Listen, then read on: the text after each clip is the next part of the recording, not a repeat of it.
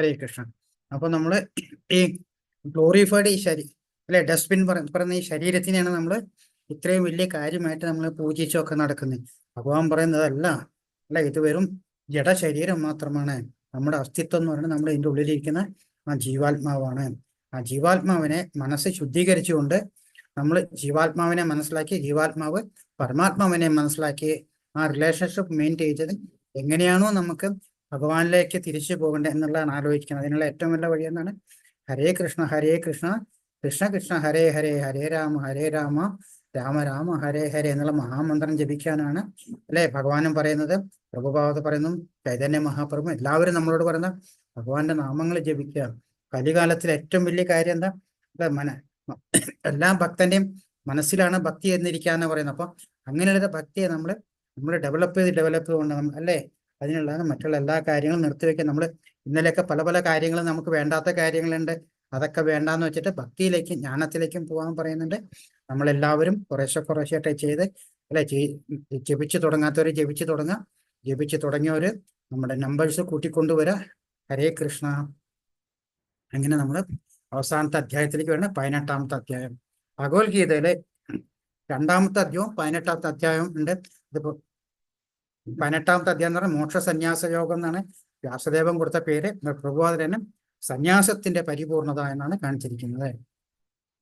നമ്മൾ 2ാമത്തെ അധ്യായം കൊണ്ട് അതിലെന്താ പറയുന്നത്? ഭഗവത്ഗീതയുടെ സംഗ്രഹം എന്നല്ല. കാരണം അതിന്റെ ഒരു ഇൻട്രൊഡക്ഷൻ ആണ് ശരിക്കും 2ാമത്തെ അധ്യായത്തിൽ ഭഗവത്ഗീത എന്തൊക്കെയാ പറയാൻ പോണ, എന്തൊക്കെയാ കാര്യങ്ങളാണ് ഭഗവാൻ പറയാൻ പോകുന്ന എന്തൊരു ഇൻട്രൊഡക്ഷൻ ആണ് 2ാമത്തെ അധ്യായത്തിൽ കൊടുത്തത്. അതേമാതിരി തന്നെ 18ാമത്തെ അധ്യായത്തിൽ അതിന്റെ ഒരു റാപ്പപ്പ് എന്നൊക്കെ പറയുന്നത്. ഇത്രയും അധ്യായത്തിൽ പറഞ്ഞ കാര്യങ്ങളെല്ലാം കൂടി പോയിട്ട് അതിൽ പറയുന്നുണ്ട്. ചില എക്സ്ട്രാ പറയുന്നുണ്ട്. മെയിൻലി വന്നിട്ട് ഈ നമ്മൾ 3 മുതൽ 17 വരെയുള്ള അധ്യായത്തിൽ എന്തൊക്കെയാണോ പഠിച്ചത് അതിന്റെ കുറേ കൂടി കാര്യങ്ങളായിട്ട് കുറച്ചും കൂടി നല്ല ഡീറ്റെയിൽസ് ആയിട്ട് പറഞ്ഞിട്ട് 18ാമത്തെ അധ്യായത്തിൽ പറയുന്നത്. അത് വളരെ ഒരു വലിയ അധ്യായമാണ്. 78 ശ്ലോകങ്ങളുള്ളതാണ്. അപ്പൊ ഈ 1 മണിക്കൂർ നമുക്ക് 78 ശ്ലോകം കവർ ചെയ്യാൻ പറ്റില്ല. അപ്പൊ അതുകൊണ്ട് സ്ലൈഡിൽ അവർ വളരെ കുറച്ച് ശ്ലോകങ്ങൾ കൊടുത്തിട്ടുള്ളൂ. കഴിയുന്നിടത്തൊക്കെ ഞാനത് കവർ ചെയ്യാൻ നോക്കാം. ഹരേ കൃഷ്ണ. അപ്പൊ ആസ് യൂഷ്വൽ അർജുനന്റെ ഒരു ചോദ്യത്തോട് കൂടിയിട്ടാണ് 18ാമത്തെ അധ്യായം തുടങ്ങുന്നത്. സന്യാസസ്യ മഹാബാഹോ തത്വമിച്ഛാമി വേദിനം ത്യാഗസ്യ ഹൃഷീകേശ നിഷൂദന. മഹാബാഹുവെ കൃഷ്ണ, കേശിയെ ഹനിച്ചവനും ഇന്ദ്രിയങ്ങളുടെ നാഥനുമായ ഭഗവാനെ, ത്യാഗത്തിന്റെയും സന്യാസത്തിന്റെയും ഉദ്ദേശം എന്തെന്നറിയാൻ ആഗ്രഹമുണ്ട്. ഭഗവാൻ എന്താ പറയണേ? കാമ്യാനം കർമ്മണാന്യാസം സന്യാസം കവയോ വിദു സർവകർമ്മ ഫലത്യാഗം പ്രഹുസ്ത്യാഗം വിചക്ഷണ. ശ്രീ ഭഗവാൻ പറഞ്ഞു, ഭൗതിക വാഞ്ചയ്ക്ക് വേണ്ടിയുള്ള കർമ്മങ്ങളെ ഉപേക്ഷിക്കുന്നതാണ് സന്യാസമെന്ന് വിദ്വാൻമാർ പറയുന്നു. ഭൗതിക കാര്യങ്ങൾക്ക് വേണ്ടിയുള്ള കർമ്മങ്ങളെ ഉപേക്ഷിക്കുന്നതാണ് സന്യാസമെന്ന് വിദ്വാൻമാർ പറയുന്നു. സർവ കർമ്മങ്ങളുടെയും ഫലങ്ങളെ ഉപേക്ഷിക്കുന്നതാണ് ബുദ്ധിമാന്മാർ ത്യാഗം എന്ന് പറയുന്നു. ഹരേ കൃഷ്ണ. അല്ലെ, നമുക്ക് എന്താ ഭഗവാൻ പറഞ്ഞില്ല? കർമ്മഫലങ്ങളെ ത്യജിച്ചുകൊണ്ട് ചെയ്യണം എന്നാണ് ഭഗവാൻ പറഞ്ഞത്. അല്ലെ, എല്ലാ കാമ്യകർമ്മങ്ങളും ദോഷകരങ്ങളാകയാൽ ത്യജിക്കണമെന്ന് ബുദ്ധിമാന്മാരുടെ ചിലർ പറയുന്നുണ്ട്. അതേസമയം യജ്ഞം, തപസ്, ദാനം എന്നിവ ഒരിക്കലും ഉപേക്ഷിക്കാൻ പാടില്ലെന്ന് മറ്റു ചില ഋഷിമാർ പറയുന്നു. അപ്പൊ ചില കാര്യങ്ങൾ അതായത് ഉപേക്ഷിക്കാം, ചില കാര്യങ്ങൾ ഉപേക്ഷിക്കാൻ പാടില്ല. എന്തൊക്കെ ഉപേക്ഷിക്കാൻ പറ്റും? യജ്ഞം, തപസ്, ദാനം, അതെല്ലാം നമ്മുടെ നല്ല നല്ല കാര്യത്തിന് വേണ്ടിയുള്ള കാര്യങ്ങളാണ്. നമ്മൾ യജ്ഞത്തിനെ കൊണ്ടും തപസ്സിനെ കൊണ്ടും ദാനങ്ങളെ കൊണ്ടും ഈ 3 എങ്ങനെയാണ് 3 ഗുണത്തിലുള്ള ആൾക്കാർ ചെയ്യാന്ന് നിങ്ങൾ കണ്ടു അല്ലെ. അതിൽ ഏറ്റവും ഉന്നതിൽ നിൽക്കുന്ന സത്വഗുണമുള്ള ആൾക്കാർ ചെയ്യുന്ന എങ്ങനെയാണെന്ന് കണ്ടു. അപ്പൊ അത് മാത്രം അത് ഉപേക്ഷിക്കാൻ പാടില്ല എന്നാണ് പറയുന്നത്. ഹേ ഭരതശ്രേഷ്ഠ, ത്യാഗത്തെക്കുറിച്ച് എൻ്റെ വിധി നിർണയം കേൾക്കൂ. പുരുഷവ്യാക്രമേ, ത്യാഗം 3 വിധമാണെന്ന് ധർമ്മശാസ്ത്രങ്ങൾ പ്രസ്താവിച്ചിട്ടുണ്ട്. എന്തൊക്കെയത്? യജ്ഞം, ദാനം, തപസ് എന്നീ കർമ്മങ്ങൾ ഉപേക്ഷിക്കേണ്ടവയല്ല, അവ അനുഷ്ഠിക്കപ്പെടണം. മഹാത്മാക്കളെപ്പോഴും വിശുദ്ധീകരിക്കുന്നവയ എന്നും.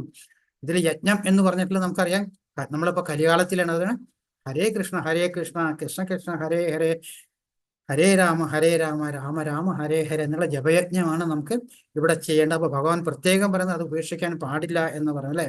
അപ്പൊ അനുഷ്ഠിക്കപ്പെടണം. മഹാത്മാക്കളെപ്പോഴും വിശുദ്ധീകരിക്കുന്നതാണ് ഈ 3. അപ്പൊ നമുക്ക് 100% ഭഗവാനാണ് പറയുന്നത്. അപ്പൊ നമുക്കറിയാം നമ്മൾക്കും ഇത് ചെയ്തു കഴിഞ്ഞാൽ നമ്മളും ശുദ്ധീകരിക്കപ്പെടും എന്ന്. ആസക്തിയോ ഫലദ്വേഷമോ കൂടാതെ അനുഷ്ഠിക്കപ്പെടേണ്ടവയാണ് ഈ കർമ്മങ്ങൾ. കാരണം തപസ്, യജ്ഞം, ദാനം നമ്മൾക്ക് ഉണ്ടെന്നാണ്. നമ്മളിൽ പൈസ വന്നു കഴിഞ്ഞാൽ നമുക്ക് അഹംഭാവം ഇതൊന്നും വരാണ്ടിരിക്കാനാണ് ദാനധർമ്മങ്ങൾ ചെയ്യാൻ പറയണേ. തപസ് എന്ന് പറഞ്ഞിട്ട് നമ്മുടെ മനസ്സിനെ ശുദ്ധീകരിക്കാനായിട്ട് ചെയ്യേണ്ടതാണ് തപസ് എന്ന് പറയുന്നത്. ഹേ പാർത്ഥ, കർത്തവ്യ നിർവഹണം എന്ന നിലയിലാണ് അവ നിറവേറ്റേണ്ടത്. ഇതാണ് എൻ്റെ അന്തിമമായ അഭിപ്രായം. പറയുന്നതാണ് അച്യുതനായിട്ടുള്ള ചുതി വരാതെ യാതൊരു തെറ്റും വരുത്താത്ത ഭഗവാൻ തന്നെയാണ് പറയുന്നത്. അപ്പൊ അല്ലേ, ഭഗവാൻ വേറെ ആരെ കൊണ്ടും പറയിച്ചാൽ മതി, അല്ല, അതല്ല ഇവിടെ ഭഗവാൻ പറയുന്നത്. ഭഗവാൻ തന്നെയാണ് പറയുന്നത്. ഭഗവാൻ ഇത് ചെയ്യുന്നത് പണ്ട് ഇതേ കാര്യങ്ങൾ ഭഗവാൻ ബ്രഹ്മാവിന് പറഞ്ഞിട്ടുണ്ട്, വിവസ്വാന് പറഞ്ഞു കൊടുത്തിട്ടുണ്ട് എന്നൊക്കെ പറയുന്നുണ്ടല്ലേ. അപ്പൊ ഇതൊക്കെ കഴിഞ്ഞിട്ട് അതേ ഭഗവാൻ തന്നെയാണ് നമുക്ക് കലികാലത്തിൽ സമയം ഇല്ല എന്ന് പറഞ്ഞുകൊണ്ട് എന്താ ചെയ്യണേ, അതിനെ ക്രോഡീകരിച്ച ഈ ഉപനിഷത്തുകളെയും വേദങ്ങളെയും എല്ലാം കൂടെ സത്തെടുത്തിട്ട് നമുക്ക് ഭഗവത്ഗീത എന്നൊരു കാര്യം പറഞ്ഞു തന്നിരിക്കുകയാണ്. ആ ഭഗവത്ഗീതയിൽ ഭഗവാൻ പറഞ്ഞിരിക്കുന്ന കാര്യമാണ് യജ്ഞം, ദാനം, തപസ് ഇതെല്ലാം ഉപേക്ഷിക്കേണ്ടത്, ചെയ്യേണ്ടതാണ്. അപ്പൊ അതിന്റെ അർത്ഥം എന്താണ്? നമ്മള് ചെയ്യാത്തവര് ചെയ്തു തുടങ്ങാൻ, പ്രത്യേകിച്ച് യജ്ഞം, നിയതകർമ്മങ്ങൾ ഒരിക്കലും ഉപേക്ഷിച്ചുകൂടാ. വ്യാമോഹം കൊണ്ട് അങ്ങനെ ചെയ്യുന്നുവെങ്കിൽ ആ ത്യാഗം തമോ ഉള്ളതാണ്. അതേസമയം നിയതകർമ്മങ്ങൾ ക്ലേശകരമെന്നോ വെച്ചോ ബുദ്ധിമുട്ടായി കണക്കാക്കിയോ ചെയ്യാതെ വിടുന്നത്, ഇതൊക്കെ ചെയ്യണമെന്നറിയാം. അതെ, കൃഷ്ണാവബോധം ഒരാൾ ഫലോദ്ദിഷ്ട കർമ്മമാണെന്ന് കരുതി ധനാർജന മാർഗങ്ങളെ ചെയ്യാലെ ഉപേക്ഷിക്കുന്നില്ല. പ്രവർത്തി കൊണ്ട് താൻ നേടുന്ന ധനം കൃഷ്ണാവബോധത്തെ ഉപയോഗിക്കാനും അതിന് ഉണർന്ന ആധ്യാത്മിക, അതായത് കാലത്തെണീറ്റ് നമുക്ക് ജപം ചെയ്യണം, അതിൽ തന്നെ പൈസ സമ്പാദിച്ചാൽ അത് ദാനം ചെയ്യണം, ഇങ്ങനെയൊക്കെയുള്ള കാര്യങ്ങൾ ചെയ്യുമ്പോൾ അത് വളരെ ബുദ്ധിമുട്ടായിട്ട് ചെയ്യുമ്പോഴാണ് നിയതകർമ്മങ്ങൾ ക്ലേശകരമെന്ന് വെച്ചോ ബുദ്ധിമുട്ടായി കണക്കാക്കോ ചെയ്യാതെ വിടുന്നത് രാജസമായ ത്യാഗമാണ്. അത്തരം പ്രവർത്തി ഒരിക്കലും ത്യാഗത്തിന്റെ ഉന്നതിയിലേക്ക് നയിക്കുന്നില്ല. ഹേ അർജുന, ഭൗതിക സംഗ്രഹിതനായും ഫലം ഉദ്ദേശിക്കാതെയും തൻ്റെ കർത്തവ്യമാണെന്ന് മാത്രം കരുതിക്കൊണ്ട് വിധിക്കപ്പെട്ട കർമ്മം ചെയ്യുന്നവന്റെ ത്യാഗം സാത്വികമാണ്. ഇപ്പൊ ബേസിക്കലി നമ്മൾക്ക് എല്ലാവർക്കും ചെയ്യേണ്ട കർമ്മങ്ങളാണ് നമ്മൾ സാത്വിക കർമ്മമാണ് ചെയ്യുന്നത്. നമ്മൾ മറ്റുള്ള ഏതെങ്കിലും ഒരു തരത്തിൽ രാജസമായോ തമോ ഗുണ രീതിയിലോ നമ്മൾ എന്തെങ്കിലുമൊക്കെ ചെയ്യുന്നുണ്ടെങ്കിൽ നമ്മൾക്ക് അറ്റ്ലീസ്റ്റ് ഇപ്പോഴെങ്കിലും നമുക്ക് അതിൽ നിന്നും പുറത്തേക്ക് വന്നിട്ട് നമ്മുടെ സാത്വികതയിലേക്ക് മാറ്റേണ്ട സമയമായിരിക്കണം. ഏതാണ് മൂന്നിൻ്റെയും ഗുണങ്ങൾ എങ്ങനെയാണ് മനസ്സിലാക്കുക, അവരുടെ ഭക്ഷണ രീതികൾ, അവരുടെ പെരുമാറ്റ രീതികൾ, അവർ ചെയ്യുന്ന ദാനധർമാദികളെ കാര്യങ്ങളൊക്കെ ഇതിനു മുമ്പുള്ള അധ്യായങ്ങൾ നമുക്ക് കണ്ടു കഴിഞ്ഞു.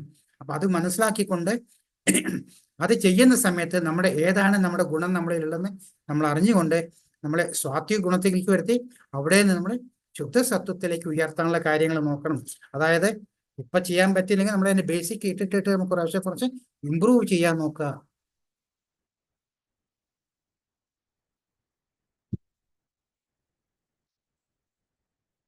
ഭഗവാൻ പറഞ്ഞ സ്വാത്വികനും ബുദ്ധിമാനുമായ ത്യാഗിക്ക് അശുഭകർമ്മങ്ങളോട് വെറുപ്പോ ശുഭകർമ്മങ്ങൾ ആസക്തിക്കോ തോന്നാറില്ല. അദ്ദേഹത്തിന് കർമ്മത്തെക്കുറിച്ചുള്ള സംശയങ്ങളെയും തീർന്നിരിക്കും. ശരീരസ്ഥനായ ജീവന് കർമ്മങ്ങളെ നിശേഷം ത്യജിക്കുക സാധ്യമല്ല തന്നെ.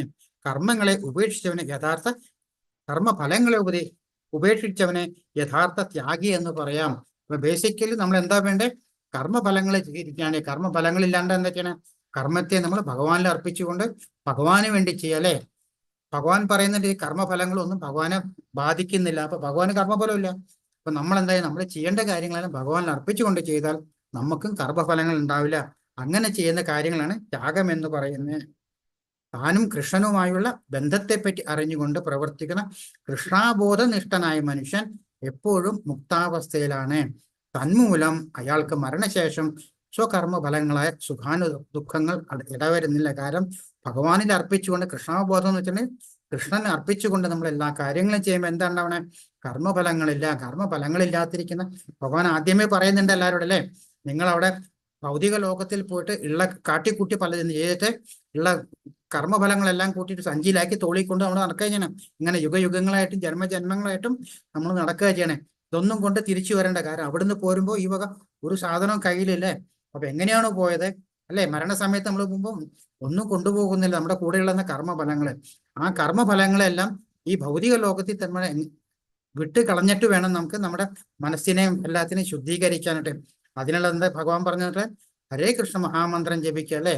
കൃഷ്ണാബോധത്തിനോടല്ല ചെയ്യുന്ന കാര്യങ്ങളും കർമ്മങ്ങളും എല്ലാ കാര്യങ്ങളും ഭഗവാനിൽ അർപ്പിച്ച് ചെയ്യാന്ന് അർജുനോട് ഭഗവാൻ പറയുന്നുണ്ടായി. അതിങ്ങനെ ചെയ്തുകൊണ്ട് കൃഷ്ണാബോധത്തിലിരുന്നുകൊണ്ട് കർമ്മങ്ങളെല്ലാം ചെയ്യുന്ന വ്യക്തികളെ എപ്പോഴും മുക്താവസ്ഥയിലാണ്. കാരണം യാതൊരു കർമ്മഫലവും കയ്യിലുള്ള. അപ്പൊ ഏത് നേരത്താണോ ആ പറഞ്ഞ സംഭവം, അല്ലെ, മരണസമയത്ത് ആരെ ചിന്തിച്ചുകൊണ്ടാണോ പോകുന്നത്, അതേമാതിരി മോക്ഷപ്രാപ്തി കിട്ടുന്നവൻ അതിനായിട്ടുള്ള നമ്മൾ ഇപ്പോഴേ തന്നെ കാര്യങ്ങളെല്ലാം ചെയ്തുകൊണ്ടിരിക്കുക. ഹരേ കൃഷ്ണ.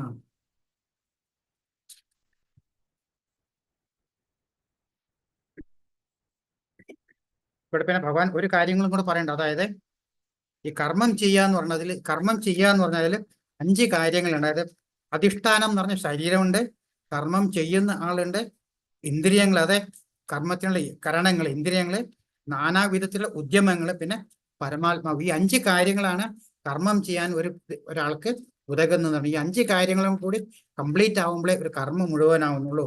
പക്ഷെ ശരീരസ്ഥനായ ആത്മാവ് കർമ്മഫലങ്ങൾക്ക് വേണ്ടി പ്രവർത്തിക്കുന്നതോടെ കർത്താവ് എന്ന് പറയപ്പെടുന്നു. കർത്താവ് എന്നാണ് ചെയ്യുന്നത്. അപ്പൊ ഇതെല്ലാം ഈ 5 കാര്യങ്ങൾ ചെയ്യുമ്പോഴാണ് ഒരു കർമ്മം മുഴുവനാകുന്നത്. പക്ഷെ എന്താ ചെയ്യുന്നത്? ചില മൂഢന്മാരായ ആൾക്കാർ ഈ കാര്യങ്ങൾ അറിയാണ്ട് ഇതെല്ലാം ചെയ്യുന്ന പരമാത്മാവല്ല, അല്ലെങ്കിൽ അതിനെപ്പറ്റി മനസ്സിലാവാതെ മൂഢന്മാരായിട്ട് ഞാൻ തന്നെയാണ് ഇതെല്ലാം ചെയ്യുന്നതെന്ന് വിചാരിച്ചുകൊണ്ടാണ് കാര്യങ്ങൾ ചെയ്യുന്നത്. പക്ഷെ ആക്ച്വലി പറഞ്ഞു കഴിഞ്ഞാൽ ഒരു കർമ്മം മുഴുവനാവണമെങ്കിൽ ശരീരം എന്ന് പറഞ്ഞാൽ നമ്മുടെ കർമ്മം ചെയ്യേണ്ട, ക്ഷേത്രം എന്ന് പറഞ്ഞാൽ കർമ്മം ചെയ്യണം. പിന്നെ കർമ്മം ചെയ്യുന്നയാൾ ആരാണ്? ക്ഷേത്രജ്ഞനാണ്. കാരണം ആൾക്ക് ക്ഷേത്രത്തിനും കാര്യങ്ങളും മനസ്സിലായിക്കൊണ്ടായിരിക്കുന്നത്. പിന്നെ ഇന്ദ്രിയങ്ങൾ, കാരണം കർമ്മം ചെയ്യാൻ എന്തിനും ഒരു കാരണം വേണം, പിന്നെയോ അതിനുള്ള ഉദ്യമങ്ങൾ വേണം. പിന്നെ ഇതിനെല്ലാത്തിനും ഫലം കൊടുത്തുകൊണ്ട് പരമാത്മാവ് എന്നിവയാണ് കർമ്മത്തിന്റെ 5 ഘടകങ്ങൾ എന്നാണ് ഭഗവാനോട് പറയുന്നത്. അതായത് പരമാത്മാവ് തന്റെ സുഹൃത്ത് എന്ന നിലയിൽ ഹൃദയത്തിലിരുന്നുകൊണ്ട് കർമ്മങ്ങൾ നടത്തുന്നുവെന്ന് ഒരു മൂഢന് അറിഞ്ഞുകൂടാ. ഭൗതിക കാരണങ്ങൾ, ശരീരം, കർത്താവ്, കാരണം, ഇന്ദ്രിയങ്ങൾ, പ്രയത്നം എന്നിവയാണെങ്കിലും ആധ്യാത്മിക കാരണം പരമദിവ്യോത്തമ പുരുഷൻ തന്നെ. അതുകൊണ്ട് മേൽപ്പറഞ്ഞ 4 ഭൗതിക ഹേതുക്കളെ മാത്രം കർമ്മത്തിന് കാരണമായി കാണരുത്. പരമവും കർമ്മക്ഷമവുമായ കാരണത്തെയും ഓർക്കണം. ഈ പരമപുരുഷനെ കണ്ടറിയാത്തവനാണ് താൻ തന്നെ കർത്താവാണ് എന്ന് വിശ്വസിക്കുന്ന മൂഢനായ മനുഷ്യൻ എന്നാണ് ഭഗവാനോട് പറയുന്നത്. പിന്നെ അതേമാതിരി ഭഗവാൻ പറയുന്നുണ്ട്, ജ്ഞാനം, ജ്ഞാനവിഷയം, ജ്ഞാനി എന്ന് 3 ഘടകങ്ങളാണ് കർമ്മത്തിന് പ്രേരണകൾ. ഇന്ദ്രിയങ്ങൾ, കർമ്മം, കർത്താവ് എന്നിവ അതിന്റെ ഘടകങ്ങളും. അപ്പൊ ഈ പറയുന്ന കാര്യങ്ങൾ ജ്ഞാനമായാലും ജ്ഞാനവിഷയങ്ങളായാലും കർമ്മങ്ങളായാലും എല്ലാത്തിനും എന്തുള്ള, നമ്മൾ ആദ്യം പറഞ്ഞ മാതിരി എല്ലാത്തിനും അതിൻ്റെതായ ഓരോ 3 ഗുണങ്ങളുണ്ട്. ആ 3 ഗുണത്തിന് ജ്ഞാനമായാലും ജ്ഞാനവിഷയമായാലും ജ്ഞാനിയായാലും കർത്താവായാലും കർമ്മമായാലും എല്ലാത്തിനും ഈ 3 ഗുണങ്ങളുടെ കൈ അതിന്റെ മേളിൽ വരുന്നുണ്ട്. അതിനനുസരിച്ച് അവരെ സ്വഭാവങ്ങൾക്ക് വ്യത്യാസം വരുന്നു പറയാനുണ്ട്. അതായത് അതാണ് ഇവിടെ പറയുന്നത്, അനാസക്തമായും രാഗദ്വേഷ രഹിതമായും ഫലാസക്തി കൂടാതെയും നിയന്ത്രിതമായ വിധത്തിൽ ചെയ്യുന്ന കർമ്മം സ്വാത്വികമാണെന്ന് പറയുന്നു. തന്റെ ആഗ്രഹം നിറവേറ്റാനായോ മിഥ്യാഹങ്കാരം കൊണ്ടോ ഏറെ പ്രയാസപ്പെട്ട് ചെയ്യുന്ന കർമ്മമാണ് രാജസകർമ്മം. തുടർന്നുണ്ടാവുന്ന കെട്ടുപാടുകളെയോ അന്യർക്കുണ്ടാവുന്ന നാശത്തെയോ ക്ലേശങ്ങളെയോ അവഗണിച്ചും ശാസ്ത്ര നിർദ്ദേശങ്ങൾക്കെതിരായും വ്യാമോഹം മൂലം ചെയ്യുന്ന കർമ്മമത്രേ താമസം, അല്ലെ? അതായത് എല്ലാം പറയുന്ന സെയിം തന്നെ. എന്താണ്? ഫലാസക്തി കൂടാതെ ഭഗവാനിൽ അർപ്പിച്ചുകൊണ്ട് ചെയ്യുന്ന കാര്യങ്ങൾ ചെയ്യാൻ അത് സാത്വികമാണ്. അല്ലാത്തതെന്തോ അല്ലാത്ത രണ്ടോ ഒന്നില്ലെങ്കിൽ രാജസികം, ഏറ്റവും മോശം കിടക്കുന്നത് താമസികമായിട്ട് പറഞ്ഞപ്പോ നമ്മൾക്ക് എപ്പോഴും ചിന്തിക്കേണ്ടത്, ഭഗവാൻ ഇതൊക്കെ പറയുന്നുണ്ടെങ്കിലും അവസാനം അർജുനോടും ഭഗവാൻ ഇതേ കാര്യം പറയുന്നുണ്ട്. എൻ്റെ അറിവ് മുഴുവൻ ഞാൻ നിനക്ക് പറഞ്ഞു തന്നു അർജുന, ഇനി നീ ആയിട്ട് തീരുമാനിക്കണം എന്താണ് നീ ചെയ്യേണ്ടതെന്നുള്ളത്. അത് തന്നെയാണ് ഭഗവാനോട് പറയുന്നത്. നമ്മൾ ആദ്യമേ കണ്ടു, അല്ലെ? ജീവാത്മാവിന് എപ്പോഴും ഒരു പെർമിഷൻ കൊടുക്കേണ്ട പരമാത്മാവ് എന്താണ്? സ്വന്തമായിട്ടൊരു തീരുമാനം എടുക്കാം. അതായത് ഭൗതിക ലോകത്തിൽ പോയിട്ട് മായയുടെ പിടിയിൽപ്പെടണം, അതോ ആധ്യാത്മിക ലോകത്തിന് ജ്ഞാനം നേടിക്കൊണ്ട് ചെയ്യണോ എന്നുള്ള തീരുമാനിക്കാന്നല്ലേ. അതിന്റെ പ്രശ്നത്തിലാണ് മിക്കവാറും എല്ലാവരും എന്താ ചെയ്യണേ? അമ്മയുടെ ഗർഭപാത്രത്തിൽ കിടന്നുകൊണ്ടിരിക്കുമ്പോൾ അവിടുത്തെ ആ പ്രശ്നങ്ങളും വിഷമങ്ങളും എല്ലാം വന്നുകൊണ്ടിരിക്കുമ്പോഴോ നമ്മൾ ഭഗവാന് ഒരു പ്രോമിസ് കൊടുക്കുന്നത് എന്താണ്?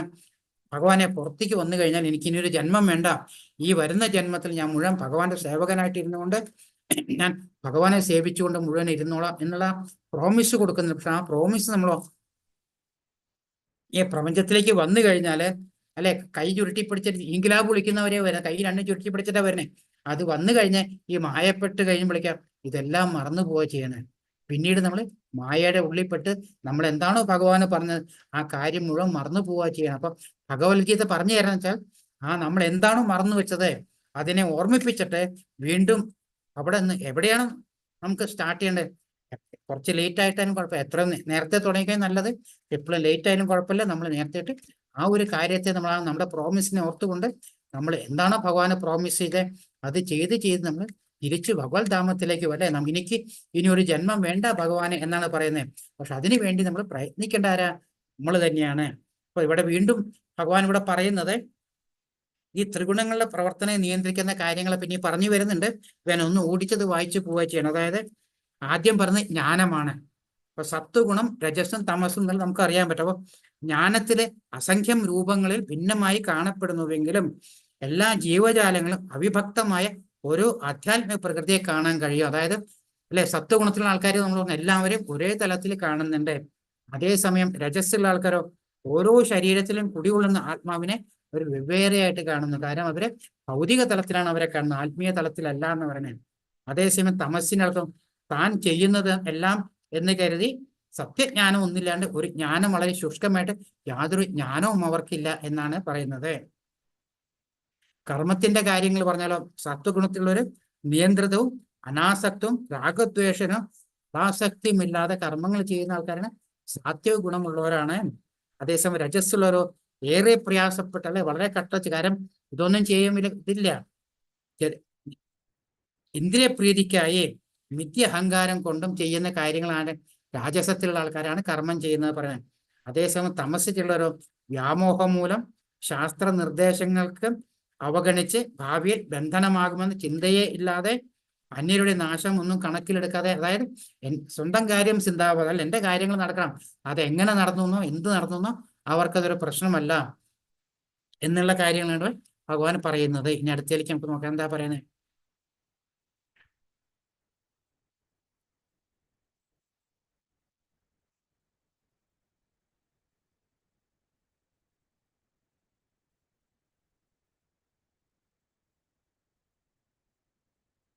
പിന്നെ ഭഗവാൻ പറയുന്നത് ത്രിഗുണങ്ങളുമായി ബന്ധമില്ലാർക്ക് സാത്വികന്, അതായത് ത്രിഗുണാതീതനായിട്ട് ഈ മൂന്ന് ഗുണങ്ങളിലും മുകളിലേക്ക് വരണം എന്നാണ് ഭഗവാൻ പറയുന്നത്. അപ്പം സാത്വികമായിട്ടുള്ള ആൾക്കാർ ത്രിഗുണങ്ങളുമായി യാതൊരു ബന്ധവുമില്ല, മിഥ്യാ അഹങ്കാരമില്ല, സ്ഥിരനിശ്ചയം, ഉത്സാഹം, ജയാപജയങ്ങൾ, അക്ഷോഭ്യൻ എന്നുള്ള കാര്യങ്ങളാണ് സത്വഗുണത്തിലുള്ള ആളിരിക്കുന്നത്.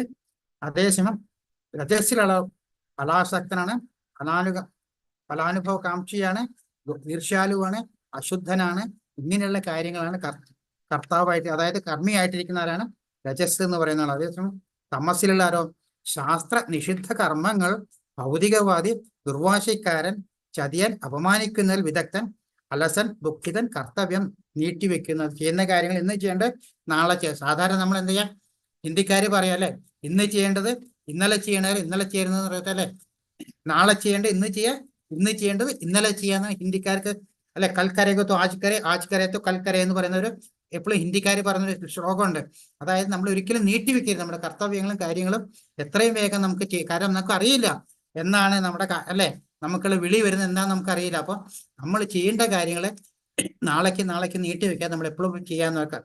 അതേമാതിരിയാണ് സത്വഗുണത്തിന്റെ ആൾക്കാർ ചെയ്യുന്നത്. പക്ഷെ അതേസമയം തമോ ഗുണികൾ എന്താ ചെയ്യണേ, അവർക്ക് അലസരായ കാര്യം അവരെ നാളേക്ക് എന്ന് പറഞ്ഞ ഓരോരോ കാര്യങ്ങളും നീട്ടിവെച്ച് പോകുന്നവരാണ്. കാരണം ഭഗവാൻ ഇപ്പം നമ്മളിവിടെ 25ാമത്തെ ശ്ലോകം കഴിഞ്ഞാൽ 30ലാണ് തുടങ്ങുന്നത്. അപ്പൊ അതിനിടയ്ക്ക് കഴിഞ്ഞു പോയ ചില ശ്ലോകങ്ങളുടെ അർത്ഥം മാത്രമാണ് ഞാൻ ഇവിടെ വായിക്കുന്നത്. പിന്നെ 30ാമത്തെ പറയുന്നത് കുന്തിപുത്ര, ചെയ്യേണ്ടതും ചെയ്തുകൂടാത്തതും എന്തെന്ന് ഭയപ്പെടാണ്ടത് എന്തുമെന്നും ബന്ധനത്തിനും മോക്ഷത്തിനും കാരണമാകുന്നത് എന്ത് എന്നെല്ലാം അറിയുന്നതാണ് സ്വാത്വികമായ ബുദ്ധി. അല്ലെ, ഇതന്നെയാണ് 17ാമത്തെ അധ്യായം തീരുമ്പോൾ ലാസ്റ്റില് ഭഗവാൻ പറയുന്ന വാക്കാണ് അല്ലെ, എന്ത് ചെയ്യണം എന്ത് ചെയ്യേണ്ടാത്ത എന്നുള്ള ആർക്കാണോ തിരിച്ചറിവ് ഉണ്ടാവുന്നത് അവന് ഉയർച്ച ഉണ്ടാവുമെന്ന് ഭഗവാൻ പറയുണ്ടായേ. അത് അങ്ങനത്തെ ഉള്ളവരാണ് സാത്വിക ഗുണത്തിലുള്ളത്. ധർമ്മം എന്ത് അധർമ്മം എന്ത് ചെയ്യേണ്ടതെന്ന് ചെയ്യരുത് എന്തെന്ന് വേർതിരിച്ചറിയാനാവാത്ത ബുദ്ധിയാണ് രാജസം. കാരണം അവർക്ക് അതൊന്നും ഒരു പ്രശ്നമല്ല. അവർ വളരെ അഗ്രസീവ് ആണെന്ന് പറഞ്ഞല്ലേ ചെയ്യുന്ന കാര്യങ്ങൾ. നല്ലതോ ചീത്തയോ അവരൊന്നും ചെയ്യുന്നില്ല. അതിലും കഷ്ടാണ് താമസികളുള്ളവർ. അവരോ വ്യാമോഹത്തിന്റെയും അന്ധകാരത്തിന്റെയും സ്വാധീനയിൽ അധർമ്മത്തെ ധർമ്മമായും ധർമ്മത്തെ അധർമ്മമായും കരുതി സദാ തെറ്റായ വഴി പ്രവർത്തിക്കുന്ന ബുദ്ധി താമസമാകുന്നു. അല്ല, ഇത് നമ്മൾ 7-ാമത്തെ അധ്യായത്തിൽ നേരത്തെ കണ്ടിട്ടുണ്ട് ഇതേ കാര്യം അല്ലേ. അധർമ്മത്തെ ധർമ്മമായും ധർമ്മത്തെ അധർമ്മമായും കരുതി സദാ തെറ്റായ വഴി. കാരണം അവരെന്താ ചെയ്യുന്നത്, നല്ലതോ ചീത്തയോ എങ്ങനെയാണ് ചെയ്യേണ്ടതൊന്നും അവർക്കൊരു പ്രശ്നമല്ല. അവരത് എന്തൊക്കെയോ ചെയ്തു കൂട്ടുന്നു, അത്രയുള്ള കാര്യം അവരെ കാര്യങ്ങൾ നടക്കണം. അങ്ങനെ ഏറ്റവും താഴ്ന്ന തിരി കിടക്കുന്ന ആൾക്കാരാണ് താമസമാകുന്നു എന്നാണ് പറയുന്നത്. ഹരേ കൃഷ്ണ. പിന്നെ ഭഗവാൻ ബുദ്ധിയെ പറ്റി പറയുന്നത്, ബുദ്ധിയെ പറ്റിയാണ് ഇപ്പൊ ഭഗവാൻ പറഞ്ഞത്. ഇനി നിശ്ചയദാർഢ്യത്തെ പറ്റി 33-35 വരെയുള്ള അധ്യായത്തിലാണ് ഭഗവാൻ അത് പറയുന്നത്. ദൃഢം യോഗാനുഷ്ഠാനത്താൽ നിലനിർത്തി മനസ്സ്, ഇന്ദ്രിയങ്ങൾ, പ്രാണൻ എന്നിവയെ നിയന്ത്രിക്കുന്ന ആളാരാണ്? സത്വഗുണി എന്നാണ്. അതായത് ഒരു മനസ്സിനെ നിയന്ത്രിച്ചു കഴിഞ്ഞു, ഇന്ദ്രിയനെ നിയന്ത്രിച്ചോണം, പ്രാണവായു, അതായത് യോഗ ചെയ്യുന്നത് പ്രാണനെ നല്ല നിലയ്ക്ക് കൊണ്ടുവരാൻ. നമ്മുടെ ശരീരത്തിൽ 5 പ്രാണനെ നമ്മൾ കണ്ടു കഴിഞ്ഞാൽ 5 പ്രാണനും 5 ഉപപ്രാണനെ നമ്മൾ കണ്ടു കഴിഞ്ഞു. ഈ പ്രാണൻ നമ്മുടെ ശരീരത്തിൽ ശരിക്കല്ലെങ്കിൽ ശരീരത്തിൽ ദോഷം വരാം, അസുഖങ്ങൾ വരാം, അല്ലെ? അങ്ങനെയുള്ള കാര്യങ്ങളൊക്കെ ശരീരത്തിൽ വരും. പ്രാണൻ നേരെ ആയിക്കഴിഞ്ഞാൽ നമ്മുടെ ശരീരത്തിന് നമുക്ക് ഒരു ഉണർവുണ്ടാവും. ആ ഉണർവുണ്ടായാലും നമുക്ക് എന്താ പറ്റൂ, ബുദ്ധി ഉപയോഗിച്ച് മനസ്സിനെ കൊണ്ട് ഇന്ദ്രിയങ്ങളെ കൺട്രോൾ ചെയ്ത് കാര്യങ്ങൾ ചെയ്യാൻ പറ്റുള്ളൂ. അങ്ങനെ ചെയ്യുമ്പോഴാണ് ദൃഢനിശ്ചയത്തോടെ യോഗാനുഷ്ഠാനത്താൽ, അല്ലെ, പതഞ്ജലി യോഗ ഭഗവാൻ 6-ാമത്തെ അധ്യായത്തിൽ പറഞ്ഞു തരുന്നുണ്ട്. അപ്പം ധ്യാനത്തിലിരുന്നുകൊണ്ട്, ധ്യാനം ചെയ്തുകൊണ്ടും മനസ്സിനെല്ലാം നിയന്ത്രിച്ചുകൊണ്ടും പ്രാണാപാനങ്ങളെ നേർവഴിക്കാക്കിക്കൊണ്ടും, അതിനാണ് നമ്മൾ അനുലോമം വിലോമം ചെയ്യാന്നൊക്കെ പറഞ്ഞ് ചെയ്യണ്ടല്ലേ. അതേമാതിരി എല്ലാം ചെയ്തുകൊണ്ട് ശരീരത്തിന് മര്യാദയ്ക്ക് ചെയ്തുകൊണ്ടിരിക്കുന്ന ആൾക്കാരെ എങ്ങനെയുള്ളതാണ്? നിശ്ചയദാർഢ്യത്തോടെ ചെയ്യുന്നവരെ സാത്വിക ഗുണമുള്ളവരാണ്. ധർമാർത്ഥ കാമത്തെ സ്വീകരിക്കുന്ന, അവയിൽ ആസക്തി മൂലം ഫലകാംക്ഷികളായിട്ടിരിക്കുന്ന, അതായത് അൺവാണ്ടഡ് തിങ്സിൽ നമ്മൾ 4 കാര്യങ്ങൾ ഭഗവാൻ ചെയ്യാൻ പാടില്ല എന്ന് പറഞ്ഞിട്ടല്ലേ, അതിലൊക്കെ ഫലാസക്തി, അല്ലെങ്കിൽ അതിലൊക്കെ ഇൻട്രസ്റ്റ് ഉള്ള ആൾക്കാരാണ് രജോ ഗുണികൾ എന്ന് പറയണ്ടായി. അതേമാതിരിയുള്ള ആൾക്കാരെന്താണ്? രജോ ഗുണത്തിലുള്ളവരാണ്. തമസിലുള്ളവരോ സ്വപ്നം കണ്ടുകൊണ്ട് ഭയം, വിഷാദം എന്നിവയ്ക്ക് അപ്പുറം പോകാത്ത, അത് ഈ വക കാര്യങ്ങളെ എന്തൊക്കെയാണോ വേണ്ടാത്തത് നമ്മൾ പറയുന്നത്, അല്ലെ, മാനുഷികമായിട്ട് ഇതൊക്കെ അവരധികം നമ്മൾ പറയുന്ന മൃഗതുല്യ ജീവിതം. അവരെന്താ ചെയ്യുന്നത്? കുറെ ഭക്ഷണം കഴിക്കണം, കുറെ കിടന്നുറങ്ങണം, പിന്നെ അനാവശ്യമായിട്ടുള്ള ഫിസിക്കൽ റിലേഷൻഷിപ്പിലേക്ക് പോവാം. ഈ വക കാര്യങ്ങളൊക്കെയാണ് തമോ ഗുണികൾ ഏറ്റവും മോശമായിട്ടുള്ള, മൃഗങ്ങളെക്കാട്ടും താഴ്ന്ന ജീവിതം എന്നാണ്. അതാണ് ഏറ്റവും മൂഢയോനീജ എന്ന് പറഞ്ഞാൽ. യോനി എന്ന് പറയുമ്പോൾ നമ്മൾ പറയുന്ന അർത്ഥങ്ങളല്ല എടുക്കേണ്ടത്. കാരണം ജന്മത്തെ പറ്റിയാണ് പറയുന്നത്. ചീത്തമായിട്ട് ജന്മം എന്നാണ് അതിൽ പറയുന്നത്, അല്ലാണ്ട് വേറൊരു അർത്ഥം എടുക്കാറില്ല. ഹരേ കൃഷ്ണ. പിന്നെയോ സുഖം അല്ലെങ്കിൽ സന്തോഷം കണ്ടെത്തിനെ പറ്റി ഇവിടെ പറയുന്നത്, നമ്മൾ ഈ സത്വഗുണത്തിൽ ചെയ്യുന്ന ആൾക്കാരെ കാണുമ്പോൾ ആദ്യം നമുക്ക് വിഷം തോന്നും, ഒടുവിൽ, അതായത് നെല്ലിക്ക കഴിക്കുമ്പോഴേ ആദ്യം കഴിക്കും പിന്നെ മധുരിക്കും എന്ന് പറയുന്ന മാതിരിയാണ് പറഞ്ഞ തമോഗുണികൾ ചെയ്യുന്ന, സത്വഗുണികൾ ചെയ്യുന്ന കാര്യങ്ങൾ. കാലത്തെ നേരത്തെ എണീക്കണം, ദേഹശുദ്ധി വരുത്തണം, ഈ മന്ത്രജപങ്ങൾ ചെയ്തുകൊണ്ടിരിക്കണം, അല്ലെ, ഹരേ കൃഷ്ണ മഹാമന്ത്രം ജപിക്കണം. അതുപോലെ തന്നെ ഭക്ഷണം കഴിക്കുമ്പോഴോ വളരെ സാത്വികമായ ഭക്ഷണം അത് ഉണ്ടാക്കി ഭഗവാന് കൊടുത്ത് കഴിക്കണം. പുറത്തു പോയിട്ട് ഒരു 90% സത്വഗുണികൾ പുറത്തു പോയിട്ട് ഭക്ഷണം കഴിക്കാൻ പാടില്ല എന്നാണ് പറയുന്നത്. കാരണം വെച്ചാൽ നമ്മൾ കഴിക്കുന്ന ഭക്ഷണത്തില്, ഇപ്പൊ ഹോട്ടലിലൊക്കെ ആൾക്കാരെ കുക്ക് ചെയ്യുമ്പോൾ ഏത് രീതിയിലല്ലേ, ഏത് മനസ്സുകൊണ്ടാണോ, അതായത് നമ്മുടെ ശരീരം എന്ന് പറഞ്ഞാൽ ശരിക്കും പറഞ്ഞാൽ ഇലക്ട്രോ മാഗ്നറ്റിക് ആണ് നമ്മുടെ ശരീരം. നമുക്കറിയാൻ പറ്റില്ലേ, 2 കൈകൾ ഇങ്ങനെ അടുപ്പിച്ച് കുറച്ച് നേരം വെച്ച് കഴിഞ്ഞാൽ നമുക്കറിയാം ഒരു സ്പാർക്ക് വരുന്നത്. കാരണം നമ്മുടെ ശരീരം എന്ന് പറഞ്ഞാൽ ഇലക്ട്രോ മാഗ്നറ്റിക് ഫീൽഡിലാണ്. അപ്പൊ അത് വെച്ച് കഴിഞ്ഞിട്ടുണ്ടെങ്കിൽ മറ്റുള്ള ആൾക്കാരെ ഭക്ഷണം ഉണ്ടാക്കുമ്പോൾ അവർ ഏത് മനസ്സിൽ കൂടിയാണ് ഭക്ഷണം ഉണ്ടാക്കാൻ നമുക്ക് പറയാൻ പറ്റില്ല. അവര് ഭക്ഷണം ഉണ്ടാക്കുമ്പോൾ അവര് ചിലപ്പോൾ എന്തിനാണോ, അല്ലെങ്കിൽ മനസ്സിലാക്കി വേറെ എന്തെങ്കിലും കാര്യങ്ങൾ ചിന്തിച്ചോ ഒക്കെ ചെയ്യുമ്പോൾ അവരുടേതായ ആ മാനസിക ചിന്തകള് അവരിലേക്ക്, ആ ഭക്ഷണത്തിലേക്കും വരുന്നത്. നമ്മളത് ഭഗവാനെ സമർപ്പിക്കാൻ, ഹോട്ടലിലൊക്കെ പോയാൽ ഭഗവാനെ സമർപ്പിക്കേണ്ടല്ല കഴിഞ്ഞാലേ, അവര് ഭക്ഷണം ഉണ്ടാക്കി തരണം, നമ്മളിവിടെ സാധോടുകൂടി അത് കഴിച്ചുകൊണ്ടിരിക്കുകയാണ്. പക്ഷെ അവരുടെയൊക്കെ കർമ്മഫലങ്ങൾ ഉണ്ടാവും, അല്ലെ, നമ്മളൊരു വരിക്കും. അതാണ് നമ്മൾ പുറത്തുള്ള ഭക്ഷണങ്ങൾ കഴിക്കാൻ പാടില്ല എന്ന് പറയുന്നത്. നമ്മൾ വീട്ടിലുണ്ടാക്കിയത് എന്താ ചെയ്യേണ്ടത്? ഭഗവാൻ പറയുന്നത് ഇതെല്ലാം കിട്ടിയിട്ട് ഭഗവാന് സമർപ്പിക്കാതെ കഴിക്കുന്നവര് മൂഢന്മാരാണ്, പാപികളാണ് എന്നൊക്കെ ഇതിനു മുമ്പ് പറഞ്ഞിട്ടുണ്ടല്ലേ. അതേമാതിരി നല്ല നല്ല കാര്യങ്ങൾ ചെയ്തിട്ട് നമ്മൾ ഭക്ഷണ കാര്യങ്ങളൊക്കെ ചെയ്യുമ്പോൾ എന്താ പറയുക, ഭഗവാന് സമർപ്പണം. ഇങ്ങനെ കുറെ പിന്നെ റെസ്ട്രിക്ഷൻസ് ഉണ്ടല്ലേ, യമയമങ്ങൾ പാലിക്കണം. അപ്പൊ ഇതൊക്കെ ചെയ്യുമ്പോൾ ആദ്യം നമുക്ക് തോന്നും എന്തിനാ അത്, ചിലപ്പോൾ പലരും ഇടയ്ക്ക് വിട്ടും കാര്യം ഇതൊന്നും ചെയ്യാൻ വയ്യാന്നിട്ട് അല്ലേ. ചിലവർ പിന്നെ കഷ്ടിച്ച് ചെയ്യും, പക്ഷെ അതിന്റെ ഫലം കിട്ടുന്നു ഭഗവാനുമായിട്ടുള്ള അടുപ്പം അല്ലേ. ഭഗവാന്റെ അടുത്തേക്ക് അതിന്റെ നമുക്ക് മോക്ഷപ്രാപ്തിക്കുള്ള ചവിട്ടുപടികളാണ് നമുക്കത് കിട്ടുന്നത്. നമ്മൾ ഓരോ പടി സ്റ്റെപ്പായിട്ട് നമുക്ക് കയറി പോകാനുള്ള കാര്യം. അപ്പൊ ആദ്യമൊക്കെ നമുക്ക് ഇതിൽ കുറെ ബുദ്ധിമുട്ടുകൾ സ്റ്റാർട്ടിങ്ങിലൊക്കെ. അപ്പൊ അത് ആ ബുദ്ധിമുട്ടുള്ള സംബന്ധം വിട്ടു പോകുന്നതിന് നമ്മൾ ചളിക്കുഴിയിലേക്ക് വീഴുക ചെയ്യണം. അപ്പൊ അതാണ് ഇവിടെ ഭഗവാൻ പറയുന്നത്. ഈ ഇതൊക്കെ ചെയ്യുന്ന കാര്യങ്ങളെ ഒരു സുഖം എന്ന് വെച്ചിട്ടുണ്ടെങ്കിൽ ആദ്യം നമുക്ക് വളരെ കയ്പായിട്ട് തോന്നും, പക്ഷെ അത് വിട്ടുകളയാതെ നമ്മളത് പിടിച്ച് നിന്ന് നമ്മുടെ മനഃശക്തി ഉണ്ടാക്കിയിട്ട് നമ്മൾ ഓരോ പടിയായിട്ട് കയറി നമ്മൾ ഭഗവാനിലേക്ക് പോകാൻ നോക്കുക എന്നാണ് സത്വഗുണികളുടെ കാര്യം പറയുന്നത്. അതേസമയം രജസ്സുള്ളവരോ, അവർ ഇന്ദ്രിയ വിഷയങ്ങൾ എന്നിവയും സമ്പർക്കം മൂലം ആദ്യം അമൃതം ഒടുവിൽ വിഷം. അതായത് അവർക്ക് എന്താ ചെയ്യുന്നത്, അവര് നമ്മൾ കണ്ടു ഈ രജോ ഗുണികളെ എപ്പോഴും ഈ സെക്ഷൽ ഡിസയർ അല്ലെങ്കിൽ ആ വിഷയങ്ങൾ എപ്പോഴും അഗ്രസീവ് ആയിട്ടുള്ള ആൾക്കാരുണ്ടേ. അപ്പൊ അവർക്ക് എന്താണ്, അവർക്ക് സുഖലോലുപരായിരിക്കണം. അവരെപ്പോഴും ഈ പ്രപഞ്ചത്തിലുള്ള സുഖലോലുപത്തിന്റെ പിന്നാലെ അവർ ഓടിപ്പോയിക്കൊണ്ടിരുന്നേ. അപ്പൊ അവർക്ക് കിട്ടുമ്പോൾ അവർ ഭയങ്കര സുഖമായിട്ട് തോന്നും അല്ലേ. അതുകൊണ്ട് കുഴപ്പമൊന്നുമില്ല. ഇപ്പൊ നമ്മൾ പറയുന്ന പല ആൾക്കാരും അവിടെ പോയി ഭക്ഷണം കഴിച്ചു, ഇവിടെ പോയിട്ട് അത് കഴിച്ചു ഇത് കഴിച്ചു, പലരും സുവർമ്മ കഴിച്ചു മരിച്ചു, അല്ലെങ്കിൽ അത് ചെയ്ത് കഴിച്ചു എന്നൊക്കെ കേൾക്കുന്നല്ലേ ഭക്ഷണ കാര്യങ്ങൾ. അപ്പൊ എല്ലാ കാര്യത്തിലും അവർക്ക് ചെയ്യുമ്പോൾ അവരുടെ സുഖം എന്ന് പറയുന്നത് നമുക്കറിയാം അത് ക്ഷണികമായിട്ടുള്ള. പക്ഷെ ഭഗവാനിൽ നിന്ന് നമുക്ക് കിട്ടുന്ന സുഖം അതെന്നാണ് ശാശ്വതമായിട്ടുള്ള. അപ്പൊ ശാശ്വതമായിട്ടുള്ള സുഖത്തിന് പോവാതെ ഇവരെന്താ ചെയ്യുന്നത്, ക്ഷണികമായിട്ടുള്ള സുഖത്തിന്റെ പിന്നാലെ പോകുമ്പോൾ അവർക്ക് എന്ത് പറ്റും, ആദ്യത്തെ സുഖം ഉണ്ടാവും, അത് കഴിഞ്ഞിട്ടുള്ള പിന്നെ ദുഃഖത്തിനുള്ള ഓരോരോ കാര്യങ്ങളാണ് അവരുടെ ശരീരത്തിന് വന്ന് പെടുക എന്നാണ്. ഹരേ കൃഷ്ണ.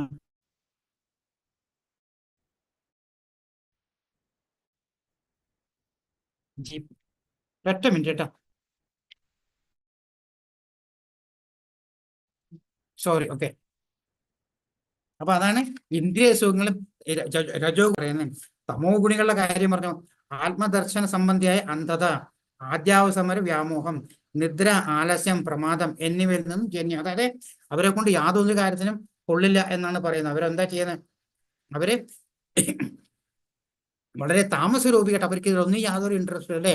അവരിങ്ങനെ ആകെ മൗഢ്യതയിൽ നമ്മൾ കണ്ട പടം തന്നെ ഡ്രഗ് അഡിക്റ്റും. അങ്ങനെ ഡ്രഗ് അഡിക്റ്റ് അല്ലെങ്കിലും അതേമാതിരിയുള്ള ഒരു മാനസിക ചിന്തയിലാണ് തമോ ഗുണികളാണ് എന്ന് പറയുന്നത്. അതായത് നമ്മൾ അങ്ങനത്തെ ആൾക്കാരെ, താമസികൾ അങ്ങനെ ചെയ്യുന്നല്ലോ നോക്കേണ്ടത്.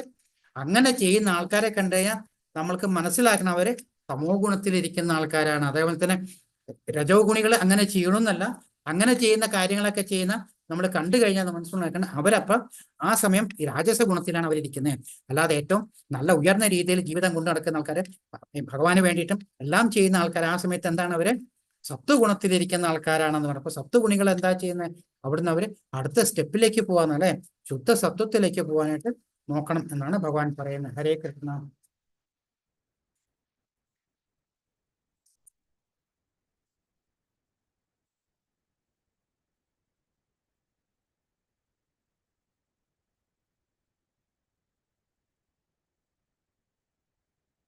എന്താണ് പറയേണ്ടത്, ആദ്യത്തെ വിഷം പോലെ പിന്നെ ഇന്ദ്രിയ വിഷയങ്ങളുടെ കാര്യം.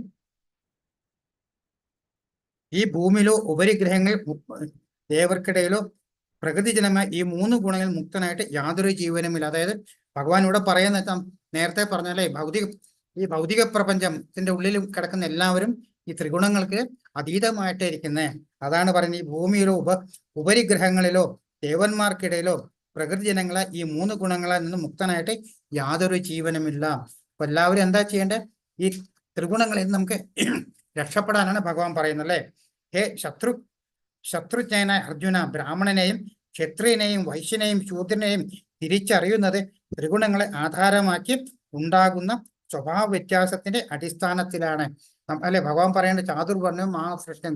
അതിലെന്താ ചെയ്യണ, മൂന്ന് ഗുണങ്ങളേ ഉള്ളൂ.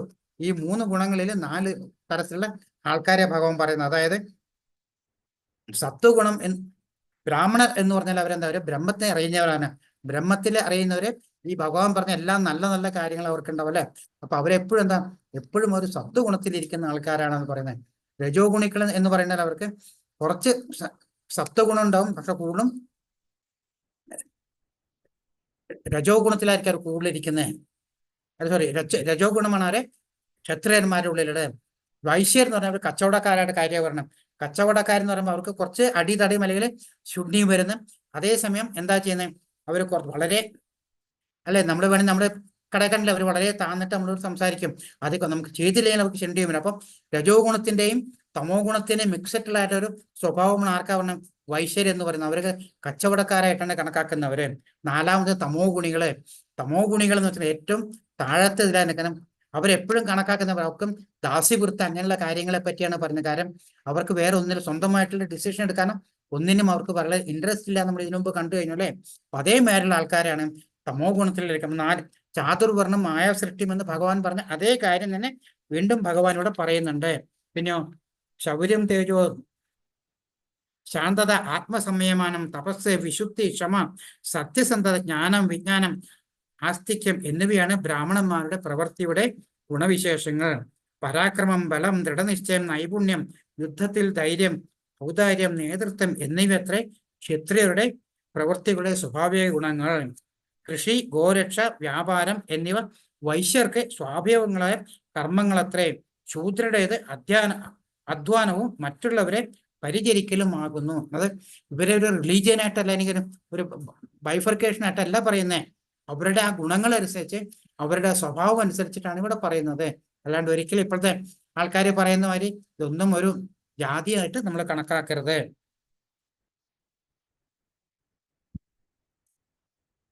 സർവ്വജീവികളും പ്രഭവസ്ഥാനം സർവ്വവ്യാപിയുമായ ഭഗവാനെ ആരാധിക്കാൻ നിമിത്തം സ്വകർമ്മങ്ങളിൽ കൂടി ഒരു വ്യക്തിക്ക് പരിപൂർണത നേടാനെത്താമെന്ന് ഭഗവാൻ വീണ്ടും വീണ്ടും ഇവിടെ പറയുകയാണ് ചെയ്യുന്നുണ്ട്. പിന്നെ അന്യന്റെ കർമ്മം ഭംഗിയായി ചെയ്യുന്നതിനേക്കാൾ നന്ന് കുറ്റമറ്റതായിരിക്കെ പോലും തനിക്ക് വിധിക്കപ്പെട്ട പ്രവൃത്തി ചെയ്യുക എന്നതാണ് സ്വഭാവത്തിനനുസരിച്ച് നിർദ്ദിഷ്ടമായ കർമ്മത്തിലേർപ്പെടുന്നവർക്ക് പാപപ്രതികരണങ്ങൾ അനുഭവിക്കേണ്ടി വരില്ല. അതായത് സ്വന്തമായിട്ടുള്ള കർമ്മം, നമുക്ക് ഏതാണോ നിയതമായിട്ട് കർമ്മം ചെയ്തിരിക്കുന്നത് ആ കർമ്മം ചെയ്യണം എന്ന് പറയാം അല്ലെ. കർമ്മം ചെയ്യാത്തവരെന്താണ് ചെയ്യുന്നത്? ഭഗവാൻ പറയണ്ടേ, തനിക്ക് വിധിച്ചിട്ടുള്ള കർമ്മം ആരാണോ ചെയ്യാത്തത്, അർജുനോട് പറയുന്നില്ലേ, നീ നിന്റെ കർമ്മം ചെയ്യണം, അല്ലെങ്കിൽ നീ പാപിയായിട്ട് മാറുന്നതാണ്. അത് തന്നെയാണ് ഭഗവാൻ വീണ്ടും പറയുന്നത്. ഓരോരുത്തരും ഈ 4 ഗുണങ്ങളുള്ള ആൾക്കാർ ഇപ്പോഴും ഈ കാലത്ത് നമ്മൾ നോക്കിയാലും കാണുന്നുണ്ട്. പക്ഷെ അത് നമ്മൾ ശരിക്കും ക്ലാസിഫൈ ചെയ്ത് നമുക്ക് അറിയാൻ പറ്റും. ഈ 4 ഗുണത്തിലുള്ള ആൾക്കാർ മാത്രമേ വിളിക്കുന്നത്, അതിനപ്പുറത്ത് ഒരു കൂട്ടരും ഇല്ല എന്നുള്ളത് അല്ലെ. അപ്പൊ നമ്മൾ അംബാനി എടുത്തു നോക്കിയാൽ എന്താണ്, അംബാനി ശരിക്കും പറഞ്ഞാൽ ഈ ത്രിഗുണത്തിൽ ഈ 4 വർണ്ണങ്ങൾ വെച്ച് നോക്കിയാൽ അത് ശരിക്കും ഐശ്വരൂപത്തിലെ കച്ചവടക്കാരാ വരുന്നത്. അങ്ങനെയുള്ള ഓരോരുത്തർ കാര്യങ്ങൾ പറഞ്ഞാൽ നമുക്ക് മനസ്സിലാക്കാൻ പറ്റാതെ. അല്ലാണ്ട് ഇവർ പറയുന്നതുമായുള്ള ജാതിയൊന്നും ആയിട്ട് തിരിക്കേണ്ട ആവശ്യമില്ല.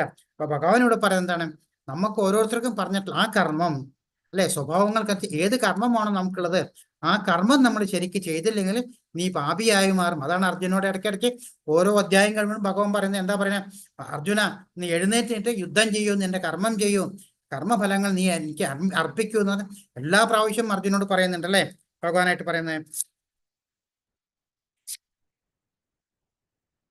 ഹേ കൗന്ദയ, അഗ്നി പുകയാൽ മൂടപ്പെട്ടിരിക്കുന്ന പോലെ എല്ലാ ഉദ്യമങ്ങളും ഏതെങ്കിലും ദോഷത്താൽ മൂടപ്പെട്ടിരിക്കും. അതുകൊണ്ട് തനിക്ക് സ്വാഭാവികമായ കർമ്മം അത് ദോഷങ്ങൾ നിറഞ്ഞാൽ പോലും ഉപേക്ഷിക്കാനാവാൻ പാടില്ല. പിന്നെ ആത്മസംയമനം നേടിയവനും അനാസക്തനും ഭൗതിക സുഖഭോഗങ്ങളെല്ലാം അവഗണിച്ചുമായി ഒരാൾക്ക് ത്യാഗപരിശീലനത്തിലൂടെ പ്രതികരണങ്ങളിൽ നിന്നുള്ള പരമമായ മോചനം നേടാൻ കഴിയും. ത്യാഗപരിശീലനം ഇതും ഭഗവാൻ ആദ്യം പറയേണ്ട. അർജുനൻ പറയുന്നില്ലേ, ഭഗവാനെ മനസ്സിനെ പിടിച്ചു കെട്ടുക എന്ന് പറഞ്ഞിട്ടുണ്ടല്ലോ, അത് വളരെ കഷ്ടമുള്ളൊരു കാര്യമാണ്. അല്ലേ, വായുവിനെ പിടിച്ചു കെട്ടാൽ എനിക്ക് പറയാന്ന് പറയുമ്പോൾ ഭഗവാൻ പറഞ്ഞു കൊടുക്കണം എന്താണ്, അത് എനിക്കും അറിയാം അർജുന, പിന്നെ എന്താണ് ചെയ്യേണ്ടത്? Practice practice practice. നമ്മുടെ ആ മനസ്സിനെ നമ്മൾ കൺട്രോൾ ചെയ്യാം.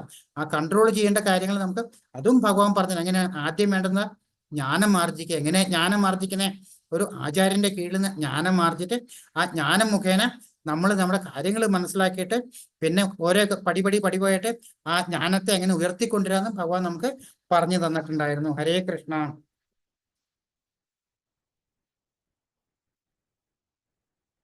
ഹേ കുന്തിപുത്ര, ഈ നിലയിലെത്തിയവന് അധ്യാത്മജ്ഞാനത്തിന്റെ അത്യന്തികോന്നതിയില ബ്രഹ്മപദം പ്രാപിക്കുന്നതിനെന്ന പദ്ധതിയെപ്പറ്റി ഇനി സംക്ഷിപ്തമായി പറയാം. എന്നിൽ നിന്ന് അതറിയുക. എന്താ പറയുന്നത്? തൻ്റെ ബുദ്ധിയാൽ ശുദ്ധീകരിക്കപ്പെട്ട് സ്ഥിരനിശ്ചയനായി മനസ്സിനെ നിയന്ത്രിച്ചും ഭോഗവിഷയങ്ങളെ ത്യജിച്ചും രാഗദ്വേഷങ്ങൾ തീണ്ടാതെയും വിജനസ്ഥലത്ത് താമസിച്ച് ഭക്ഷണം നന്നെ ചുരുക്കി ശരീരം, മനസ്സ്, വാക്ക് ഇവയെ കീഴടക്കി ധ്യാനയോഗം അനുഷ്ഠിക്കുക. വിരക്തനായു മിഥ്യാഹങ്കാരം, ബലത്തെക്കുറിച്ചുള്ള മതം, മിഥ്യാഭിമാനം, കാമം, ക്രോധം, ഭൗതിക ദ്രവ്യങ്ങളിൽ ആഗ്രഹം എന്നീ ദോഷങ്ങൾ ഒഴിഞ്ഞും തെറ്റായ അതീശ്വര ബോധമില്ലാതെയും ശാന്തനായി തീർന്നിട്ട് നിശ്ചയമായും ആത്മസാക്ഷാത്കാരം നേടിയെടുക്കുന്നു. അല്ലെ, എന്തൊക്കെയാ പറയുന്നത്? ബുദ്ധി ശുദ്ധീകരിച്ച് മനസ്സിനെ നിയന്ത്രിച്ച് ഭോഗവിഷയങ്ങളിൽ നിന്ന് മാറി നിന്ന് രാഗദ്വേഷങ്ങളും തീണ്ടാതെ യോഗ ചെയ്ത്, അതെ ഭഗവാൻ പറയണ്ട, കണ്ടമാനം ഭക്ഷണം കഴിക്കുന്നു, കുറച്ച് ഭക്ഷണം കഴിക്കുന്നു, കണ്ടമാനം സംസാരിക്കുന്നു, കുറച്ച് സംസാരിക്കുന്നു, അങ്ങനെയുള്ള ആൾക്കാർക്കൊന്നും എന്താണ് എന്നെ അറിയാൻ പറ്റില്ല എന്ന് ഇതും ഭഗവാൻ നമുക്ക് നേരത്തെ പറഞ്ഞ അതേ കാര്യമാണ് വീണ്ടും ഇവിടെ പറയുന്നത്. ഭക്ഷണം നന്നെ ചുരുക്കി ശരീരം, മനസ്സ്, വാക്ക് എന്നിവയെ കീഴടക്കി ധ്യാനയോഗം അനുഷ്ഠിക്കുന്നയാൾ വിരക്തനായും മിഥ്യ അഹങ്കാരമില്ലാത്തതും ബലത്തെ അത് ഞാനെന്ന ഭാവമില്ലാത്തതും മിഥ്യാഭിമാനം, കാമം, ക്രോധം, അല്ലെ, കാമക്രോധ ലോപമോഹം ഇതാണ് നമ്മുടെ ജീവിതത്തിന്റെ ഏറ്റവും വലിയ എനിമി എന്ന് ഭഗവാൻ ആദ്യമേ പോലെ പറഞ്ഞു വരുന്ന ഒരു കാര്യമാണ്. കാമം, ക്രോധം, ഭൗതിക ദ്രവ്യങ്ങളിലെ ആഗ്രഹം എന്നീ ദോഷങ്ങൾ ഒഴിഞ്ഞും തെറ്റായ അതീശത്വ ബോധമില്ലാതെയും ശാന്തനായി തീർന്നിട്ട്, അതായത് സ്ഥിതചിത്തനായിട്ട് ആത്മസാക്ഷാത്കാരം നേടിയെടുക്കുന്നു. അതായത് ഇത്രയൊക്കെയുള്ള ആൾക്കാർ ചെയ്യുന്ന നടക്കുമ്പോൾ നമ്മുടെ മനസ്സ് എന്തിലാ പോകുന്നത്? അത് കഴിഞ്ഞിട്ട് നമ്മൾ ആ പടം കണ്ടിട്ടല്ലേ, ഭഗവാന്റെ പടമാണോ കൊടുത്തിരിക്കുന്നത്? എല്ലാം ഇത് എന്നിട്ട് ഭഗവാനെ പ്രാർത്ഥിക്കുക എന്ന് പറഞ്ഞ എല്ലാം ഭഗവാനിന്റെ മനസ്സിലാണ്.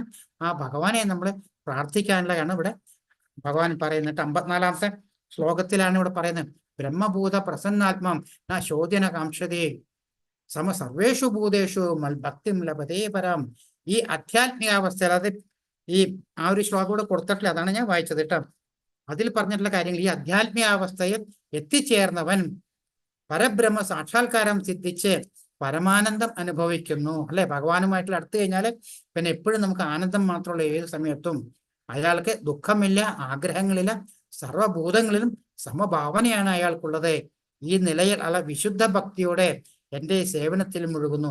അതാണ് ഇവിടെ ആദ്യമേ പറഞ്ഞ എന്താണ് 18-ാം അധ്യായം എന്ന് പറയുമ്പോൾ ഇതിനു മുമ്പ് 3 മുതൽ 17-ാമത്തെ അധ്യായം വരെ ഭഗവാൻ പറഞ്ഞിട്ടുള്ള ഓരോ കാര്യങ്ങൾ എടുത്തിട്ട് അതിനെ ഒന്നും കൂടെ നമ്മളെ ഓർമ്മിപ്പിച്ചു തരാനാണ്. അല്ലെ, അതിന്റെ ഒരു റാപ്പപ്പ് മാതിരി ഭഗവാൻ ഓരോരോ ഈ പറഞ്ഞ കാര്യങ്ങളൊക്കെ ഭഗവാൻ ഇതിനു മുമ്പ് പറഞ്ഞിട്ടുള്ള അതേ കാര്യങ്ങളാണ് വീണ്ടും ഭഗവാൻ ഇവിടെ പറയുന്നത്. എന്താണ് കാരണം നമ്മൾ ആദ്യമേ കണ്ടു അല്ലെ, ഭഗവാൻ വീണ്ടും വീണ്ടും പറയുന്ന വെച്ചാൽ ശ്രവണം, കീർത്തനം, സ്മരണം എന്നാണ് പറയുന്നത്. ഭക്തിയുടെ കാര്യത്തിൽ ഏറ്റവും ബേസിക് ആയിട്ടുള്ള പറഞ്ഞ ശ്രവണം എന്ന് പറയുന്നത് കേട്ട് കേട്ട് കേട്ടിരിക്കുക.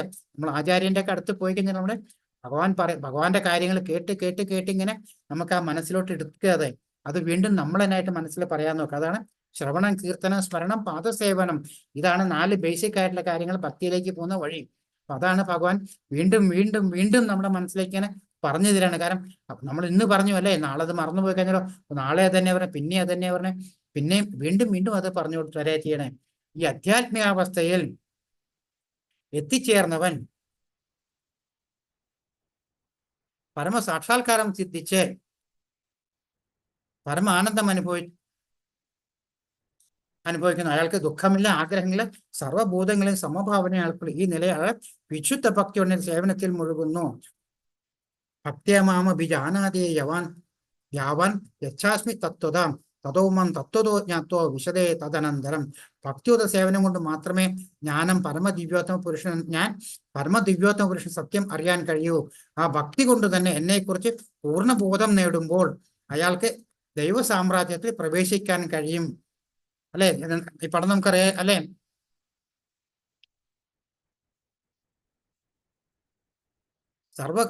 സർവകർമ്മണ്യാപി പൂർവണോ വ്യപാശ്രയ മൽപ്രസാദാദപിവാപ്നോതി ശാശ്വതം പദമവ്യയം. ഏതുതരം പ്രവൃത്തികൾ ഏർപ്പെട്ടിരുന്നാലും എന്നെ മാത്രം ആശ്രയിക്കുന്ന എൻ്റെ വിശുദ്ധ ഭക്തൻ എൻ്റെ കാരുണ്യത്താലും സംരക്ഷണത്താലും അനശ്വരവും ശാശ്വതവുമായി എൻ്റെ ധാമം പ്രാപിക്കും. അതല്ലേ ഭഗവാൻ വീണ്ടും വീണ്ടും അതന്നെ പറഞ്ഞെ.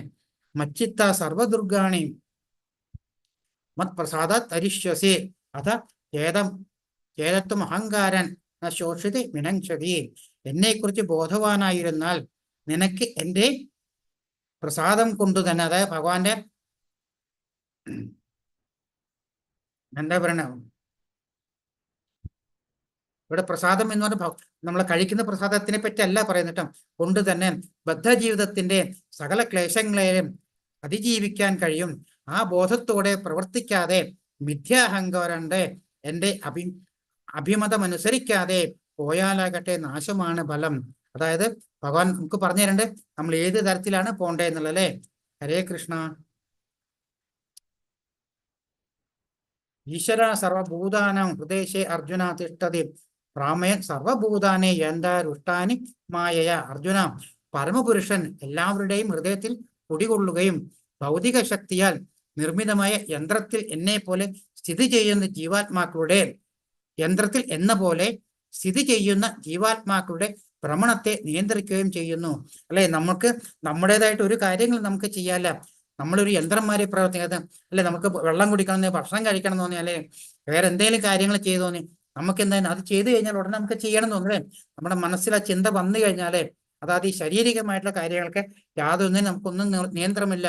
നമുക്ക് എന്താണോ ചെയ്യേണ്ടി വരുന്നത് അല്ലെ, ഭഗവാൻ നമ്മളെ കൊണ്ട് തോന്നിപ്പിക്കുമ്പോൾ അത് നമുക്ക് ചെയ്യേണ്ടി വരുന്നത്. അതാണ് ഒരു യന്ത്ര രൂപത്തിൽ എന്ന് പറയുന്നത്. യന്ത്രം എന്താ ചെയ്യാൻ, നമ്മൾ ചാവി കൊടുത്തിട്ടാണ് അതിനനുസരിച്ച് യന്ത്രങ്ങൾ മൂവ് ചെയ്യുന്ന മാതിരിയാണ് നമ്മുടെ പ്രവർത്തനങ്ങളും കാര്യങ്ങളും എന്നാണ് പറയുന്നത്. ഹൃദയത്തിൽ കുടികൊള്ളുകയും ഭൗതിക ശക്തികൾ നിയമിത യന്ത്രത്തിൽ എന്ന പോലെ അല്ലെ, പരമാത്മാവ് ശരീരത്തിൽ ഇത് പറഞ്ഞിട്ടുണ്ട്, സ്ഥിതി ചെയ്യുന്ന ജീവാത്മാക്കളുടെ ഭ്രമണത്തെ നിയന്ത്രിക്കുകയും ചെയ്യുന്നു. പരമാത്മാവിനെ പറ്റി നമ്മൾ ഇതിനു മുമ്പ് പഠിച്ചിട്ടുണ്ട്. തമേവ ശരണം ഗച്ഛ സർവഭാവേന ഭാരത തത് പ്രസാദാത് പരാം ജാന്തിയും സ്ഥാനം പ്രാപ്സ്യസി ശാശ്വതം.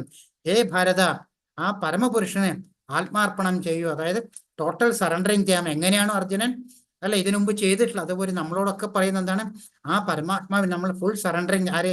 ജീവാത്മാവ്. അവിടുത്തെ പ്രസാദം കൊണ്ട് നീ പരമമായ ശാന്തി നേടും. അതായത് ഭഗവാന്റെ ആ സന്തോഷം കൊണ്ട്, ഭഗവാൻ വരുന്ന സന്തോഷം കൊണ്ട്, ഭഗവാന്റെ അനുഗ്രഹം കൊണ്ട്, ഇവിടെ പ്രസാദം എന്ന് പറയുമ്പോൾ അനുഗ്രഹം എന്നുള്ള ഉദ്ദേശിക്കാം. നീ പരമമായ ശാന്തി നേടും, ശാശ്വതമായ പരമപദം പ്രാപിക്കും. ഏതാണ് ശാശ്വതമായ പരം അല്ലെ? ഇവിടെ എന്താ ചെയ്യണേ? ജഗന്നാഥന്റെ ഫോട്ടോ, ജഗന്നാഥന്റെ ഈ ജഗത്തിന്റെ മുഴുവൻ നാഥനായിട്ടുള്ള ഭഗവാൻ അല്ലെ, ആ ജഗന്നാഥന്റെ ഫോട്ടോ ആണ് കൊടുത്തിരിക്കുന്നത്. അങ്ങനെയുള്ള ഭഗവാനെ നമ്മൾ ഫുൾ സറണ്ടർ ചെയ്ത് കഴിഞ്ഞാലോ നമുക്ക് പരമപദം പ്രാപിക്കും എന്നാണ് പറയുന്നത്. ഇതിലെ ജ്ഞാനമാഖ്യാതം ഗുഹ്യതരമയ വിമിഷേത ശേഷേണ യഥേശ്വസി തഥാ കുരു. ഇപ്രകാരം അതിരഹസ്യമായ ജ്ഞാനമാണ് നിനക്ക് വിവരിച്ചു തന്നത്. ഇനി സമഗ്രമായ ആലോചിച്ച ശേഷം ഇതമെന്ന് തോന്നുന്നത് എന്തോ അത് ചെയ്യുകയാ. ആരോടാ പറയണേ? അർജുനോട് പറയണേ അല്ലെ. ഭഗവാൻ ഈ പറയുന്ന എല്ലാ കാര്യത്തിലും ഭഗവാൻ ഒരിക്കലും അർജുനോടും പറഞ്ഞിട്ടില്ല, നമ്മളോടും പറഞ്ഞിട്ടില്ല. നമ്മളോട് ഭഗവാൻ എന്താ പറയുക, ഈ 3 ഗുണങ്ങളുടെ കാര്യങ്ങള് അങ്ങനെ ഓരോരോ കാര്യങ്ങളായിട്ട് ഭഗവാൻ നമുക്ക് പറഞ്ഞു തന്നിട്ടല്ലാണ്ട് നമ്മളോട് ഇന്നത് ചെയ്യണം എന്ന് പറയില്ല. ഇതാണ് ഇതാണ് ഇതാണ് കാര്യങ്ങള്. അതേമാതിരി ഭഗവാന് പറഞ്ഞു കൊടുത്തിട്ടാ പറയണേ, അതിരഹസ്യമായ ജ്ഞാനമാണ് ഞാൻ നിനക്ക് വിവരിച്ചു തന്നത്. ഇനി സമഗ്രമായ ആലോചിച്ച ശേഷം ഇതമെന്ന് എന്ത് തോന്നുന്നു നീ അത് ചെയ്യുക. നമ്മുടെ ജീവാത്മാവിന് ഭഗവാൻ പെർമിഷൻ തന്നിട്ടുള്ള വരെ ഇവിടെ ശരിക്കും നമുക്ക് അർജുനെ ജീവാത്മാവായിട്ടും കൃഷ്ണനെ പരമാത്മാവായിട്ടും ആലോചിച്ചു കഴിഞ്ഞാല് പരമാത്മാവ് ജീവാത്മാവിനോട് പറയുന്ന ഒരു കാര്യമായിട്ട് ആലോചിക്കുക. അപ്പൊ എന്താണ് അല്ലെ, ജീവാത്മാവിന് പെർമിഷൻ ഭഗവാൻ കൊടുത്തുള്ള പെർമിഷൻ നിങ്ങൾക്ക് ഭൗതിക ലോകത്തിലേക്ക് പോകണം, ആത്മീയ ലോകത്തിലേക്കോ വേണമെങ്കിൽ അതേപോലെ പോകണം. അത് തന്നെയാണ് പറയുന്നത്. അർജുന, നിനക്ക് ഞാൻ എല്ലാം പറഞ്ഞു കഴിഞ്ഞു, ഇനി എന്താണ് അതായത് യുദ്ധം ചെയ്യണോ വേണ്ടയോ എന്താണെന്നുള്ള നീ ചെയ്യുക എന്നാണ് ഇവിടെ പറയുന്നത്.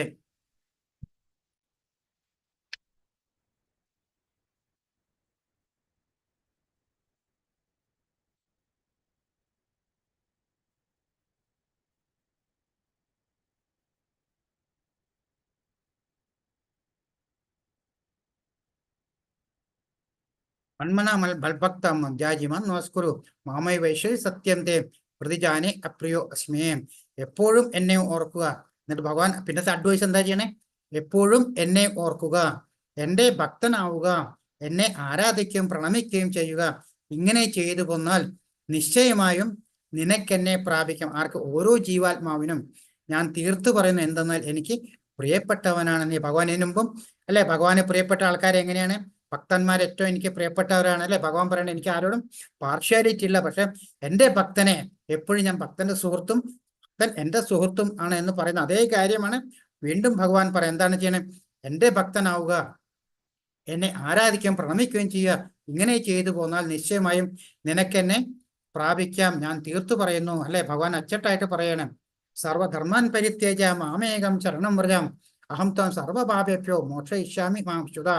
സർവധർമ്മങ്ങളെയും ത്യജിച്ച് എന്നിൽ ശരണം തേടുക, ഞാൻ നിന്നെ സകല പാപപ്രതികളിൽ നിന്നും മോചിപ്പിക്കാം, ഭയപ്പെടേണ്ട. അല്ലെ, ഭഗവാൻ ഇതും ആദ്യമേ പറഞ്ഞിട്ടുള്ള കാര്യമാണ് നമ്മളോട്. വീണ്ടും വീണ്ടും ഭഗവാൻ പറയുകയാണ് നമ്മളോട്. ഇതം പരമം ഗുഹ്യം മൽഭക്തേ ശ്വപി ഹാസ്യതേ ഭക്തിം മയി പരാങ്കൃത്യ മാമൈവക്ഷ്യത സംശയ. പരമരഹസ്യ ജ്ഞാനത്തെ എന്റെ ഭക്തന്മാർക്ക് ഉപദേശിക്കുന്നവന് ഭക്തിയുത സേവനം ശ്രദ്ധ ഭക്തിയുത സേവനം സുനിശ്ചിതമാണ്. അവസാനം അയാൾ എന്നിലേക്ക് തിരിച്ചു വരുത്തുകയും ചെയ്യും. അതായത് ഭഗവാൻ പറയണത്, ഭഗവാൻ ഈ കാര്യങ്ങളെല്ലാം നമുക്ക് പറഞ്ഞു തന്നു അല്ലേ. ഇത് നമ്മൾ മനസ്സിലാക്കി കഴിഞ്ഞാലോ നമ്മളിത് മറ്റുള്ളവർക്ക് പറഞ്ഞു കൊടുക്കണം. കാര്യം എന്തിനാണ്? ഭഗവാന്റെ അല്ലെ, പല ആൾക്കാരും ഇവിടെ മൂഢന്മാരായിട്ട് തമോ ഗുണമുള്ളവരുണ്ട്, രജോ ഗുണമുള്ളവരുണ്ട് അല്ലെ. ഇവരൊക്കെയുള്ള ആൾക്കാരുണ്ട്.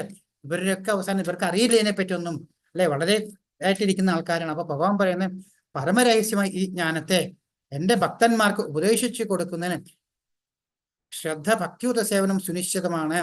അവസാനം അയാൾ എന്നിലേക്ക് തിരിച്ചെത്തുകയും ചെയ്യും. അപ്പൊ നമ്മൾക്ക് അറിയുന്ന ജ്ഞാനം നമ്മൾ മറ്റുള്ളവർക്ക് പറഞ്ഞു കൊടുത്ത്, നമ്മുടെ ഭക്തന്മാർക്ക് പറഞ്ഞു കൊടുത്തിട്ട് അവരെ കുറച്ച് ഉയർത്തിക്കൊണ്ടുവരാനാണ് പറയുന്നത്.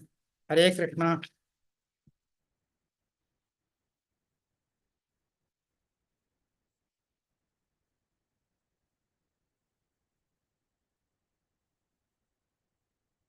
പിന്നെ ഭഗവാൻ ഇതിനു മുമ്പുള്ള അധ്യായത്തിൽ പറയേണ്ടത്, തപസ്സോ ഭക്തിയോ ഇല്ലാത്തവർക്കും ഭക്തി സേവന കർമ്മത്തിൽ ഏർപ്പെടാത്തവർക്കും എന്നോട് അസൂയുള്ളവർക്കും രഹസ്യമായ ഈ ജ്ഞാനം ഉപദേശിക്കരുത് എന്നുകൂടെ ഭഗവാൻ പറയുന്നുണ്ട്. അതായത് ഭക്തി ഇല്ലാത്തവർക്കും അസൂയാലുള്ള ആൾക്കാർക്കും എന്നിൽ വിശ്വാസമില്ലാത്ത ആൾക്കാർക്കൊന്നും ഇത് പറഞ്ഞു കൊടുക്കരുത്. കാരണം പറഞ്ഞു കൊടുത്തോണ്ട് കുഴപ്പമുണ്ടായിട്ടില്ല, പക്ഷെ അത് കമത്തി വെച്ച കുടത്തിൽ വെള്ളം ഒഴിക്കുന്ന മാതിരി നമ്മുടെ ടൈം വേസ്റ്റ് ആണ്, അവരുടെ ടൈം വേസ്റ്റ് ആണ്. അവർക്ക് നമ്മളോട് ദേഷ്യം തോന്നുന്നുണ്ട്, ഈ വക കാര്യങ്ങൾ അവർക്ക് പറഞ്ഞു കൊടുക്കരുത് എന്ന് പറഞ്ഞിട്ടാണ് ഭഗവാൻ ഇവിടെ ഇത് പറയുന്നത്.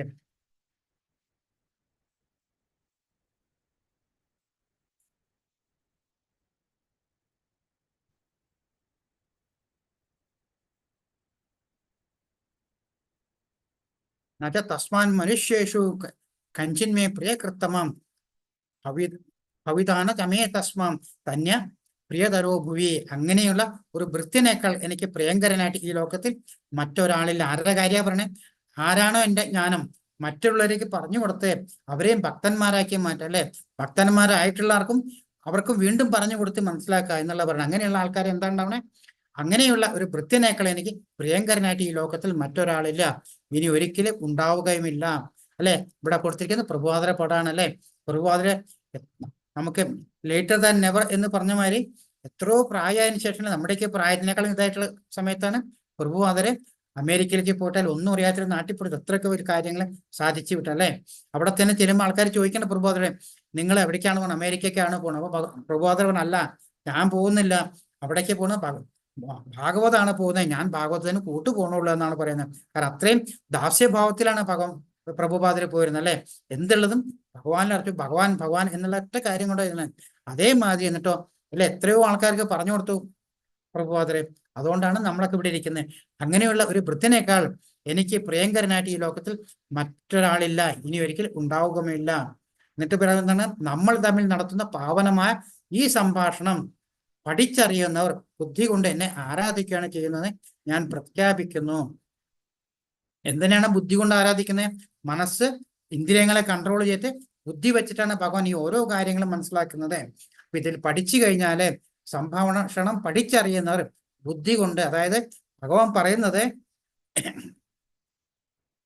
ഇങ്ങനെ ചെയ്യുന്ന കാര്യങ്ങൾ ചെയ്തു കഴിഞ്ഞാൽ നമ്മൾ ഇതിനെ അനലൈസ് ചെയ്തിട്ട് അല്ലെ, പല പ്രാവശ്യം ഭഗവാൻ പറയുന്നുണ്ട്, ഇത് നമ്മൾ ബുദ്ധി കൊണ്ട് അനലൈസ് ചെയ്തിട്ട് നമ്മൾ മനസ്സിലാക്കുക എന്താണ് നമുക്ക് ഭഗവാൻ നമുക്ക് പറഞ്ഞു തരുന്നത് മനസ്സിലാക്കിക്കൊണ്ട് നമ്മൾ ഇതിനെ ഏറ്റെടുത്തിട്ട് ഈ ബുദ്ധിയോടുകൂടി എല്ലാവരെയും ആരാധിക്കണം എന്നാണ് ഭഗവാൻ പറയുന്നത്. അതായത് അണ്ടർസ്റ്റാൻഡിങ് ആണല്ലോ നമ്മൾ ചെയ്യേണ്ട കാര്യം എന്താണ്, ഭഗവാൻ പറഞ്ഞു തരാ ചെയ്യുന്ന ഭഗവാൻ.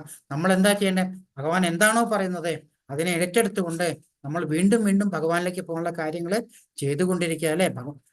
ഹരേ കൃഷ്ണ മഹാമന്ത്രം ചോദിക്കുക, ഭഗവാന്റെ കാര്യങ്ങൾ കേൾക്കുക, ശ്രവണം കീർത്തനം സ്മരണം എന്നുള്ളത് ഭഗവാന്റെ കാര്യങ്ങൾ കേൾക്കുക, ഭഗവത്ഗീതയും അതേമാതിരിയുള്ള ഭാഗവതം നല്ല നല്ല പുസ്തകങ്ങൾ വായിക്കുക, നമ്മുടെ നോളജ് ഇൻക്രീസ് ചെയ്യുക, ഭഗവാന്റെ കാര്യങ്ങൾ മനസ്സിലാക്കിയിട്ട് ഭഗവാനിലേക്ക് വീണ്ടും വീണ്ടും എടുക്കുക.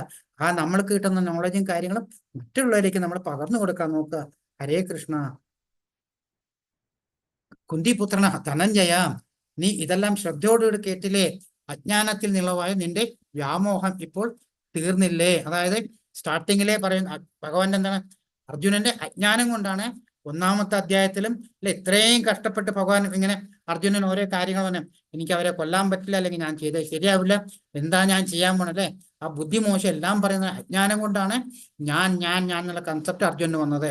ആ അജ്ഞാനം കൊണ്ടുണ്ടായിരുന്ന ഭഗവാൻ അർജുനന്റെ എല്ലാ കാര്യങ്ങളും ഇപ്പൊ തീർന്നു കഴിഞ്ഞില്ലേ എന്നാണ് അവിടെ ഭഗവാൻ ചോദിക്കുന്നത്.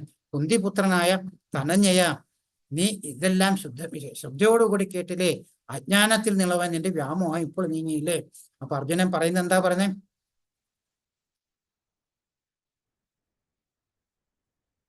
അർജുനൻ, അല്ലയോ പ്രിയപ്പെട്ട കൃഷ്ണ, ഹേ അച്യുത, ഇപ്പോൾ എൻ്റെ വ്യാമോഹം തീർന്നു.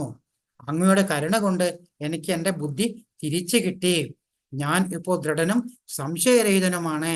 അങ്ങയുടെ ആജ്ഞ അനുസരിച്ച് പ്രവർത്തിക്കാൻ ഞാൻ തയ്യാറാണ്.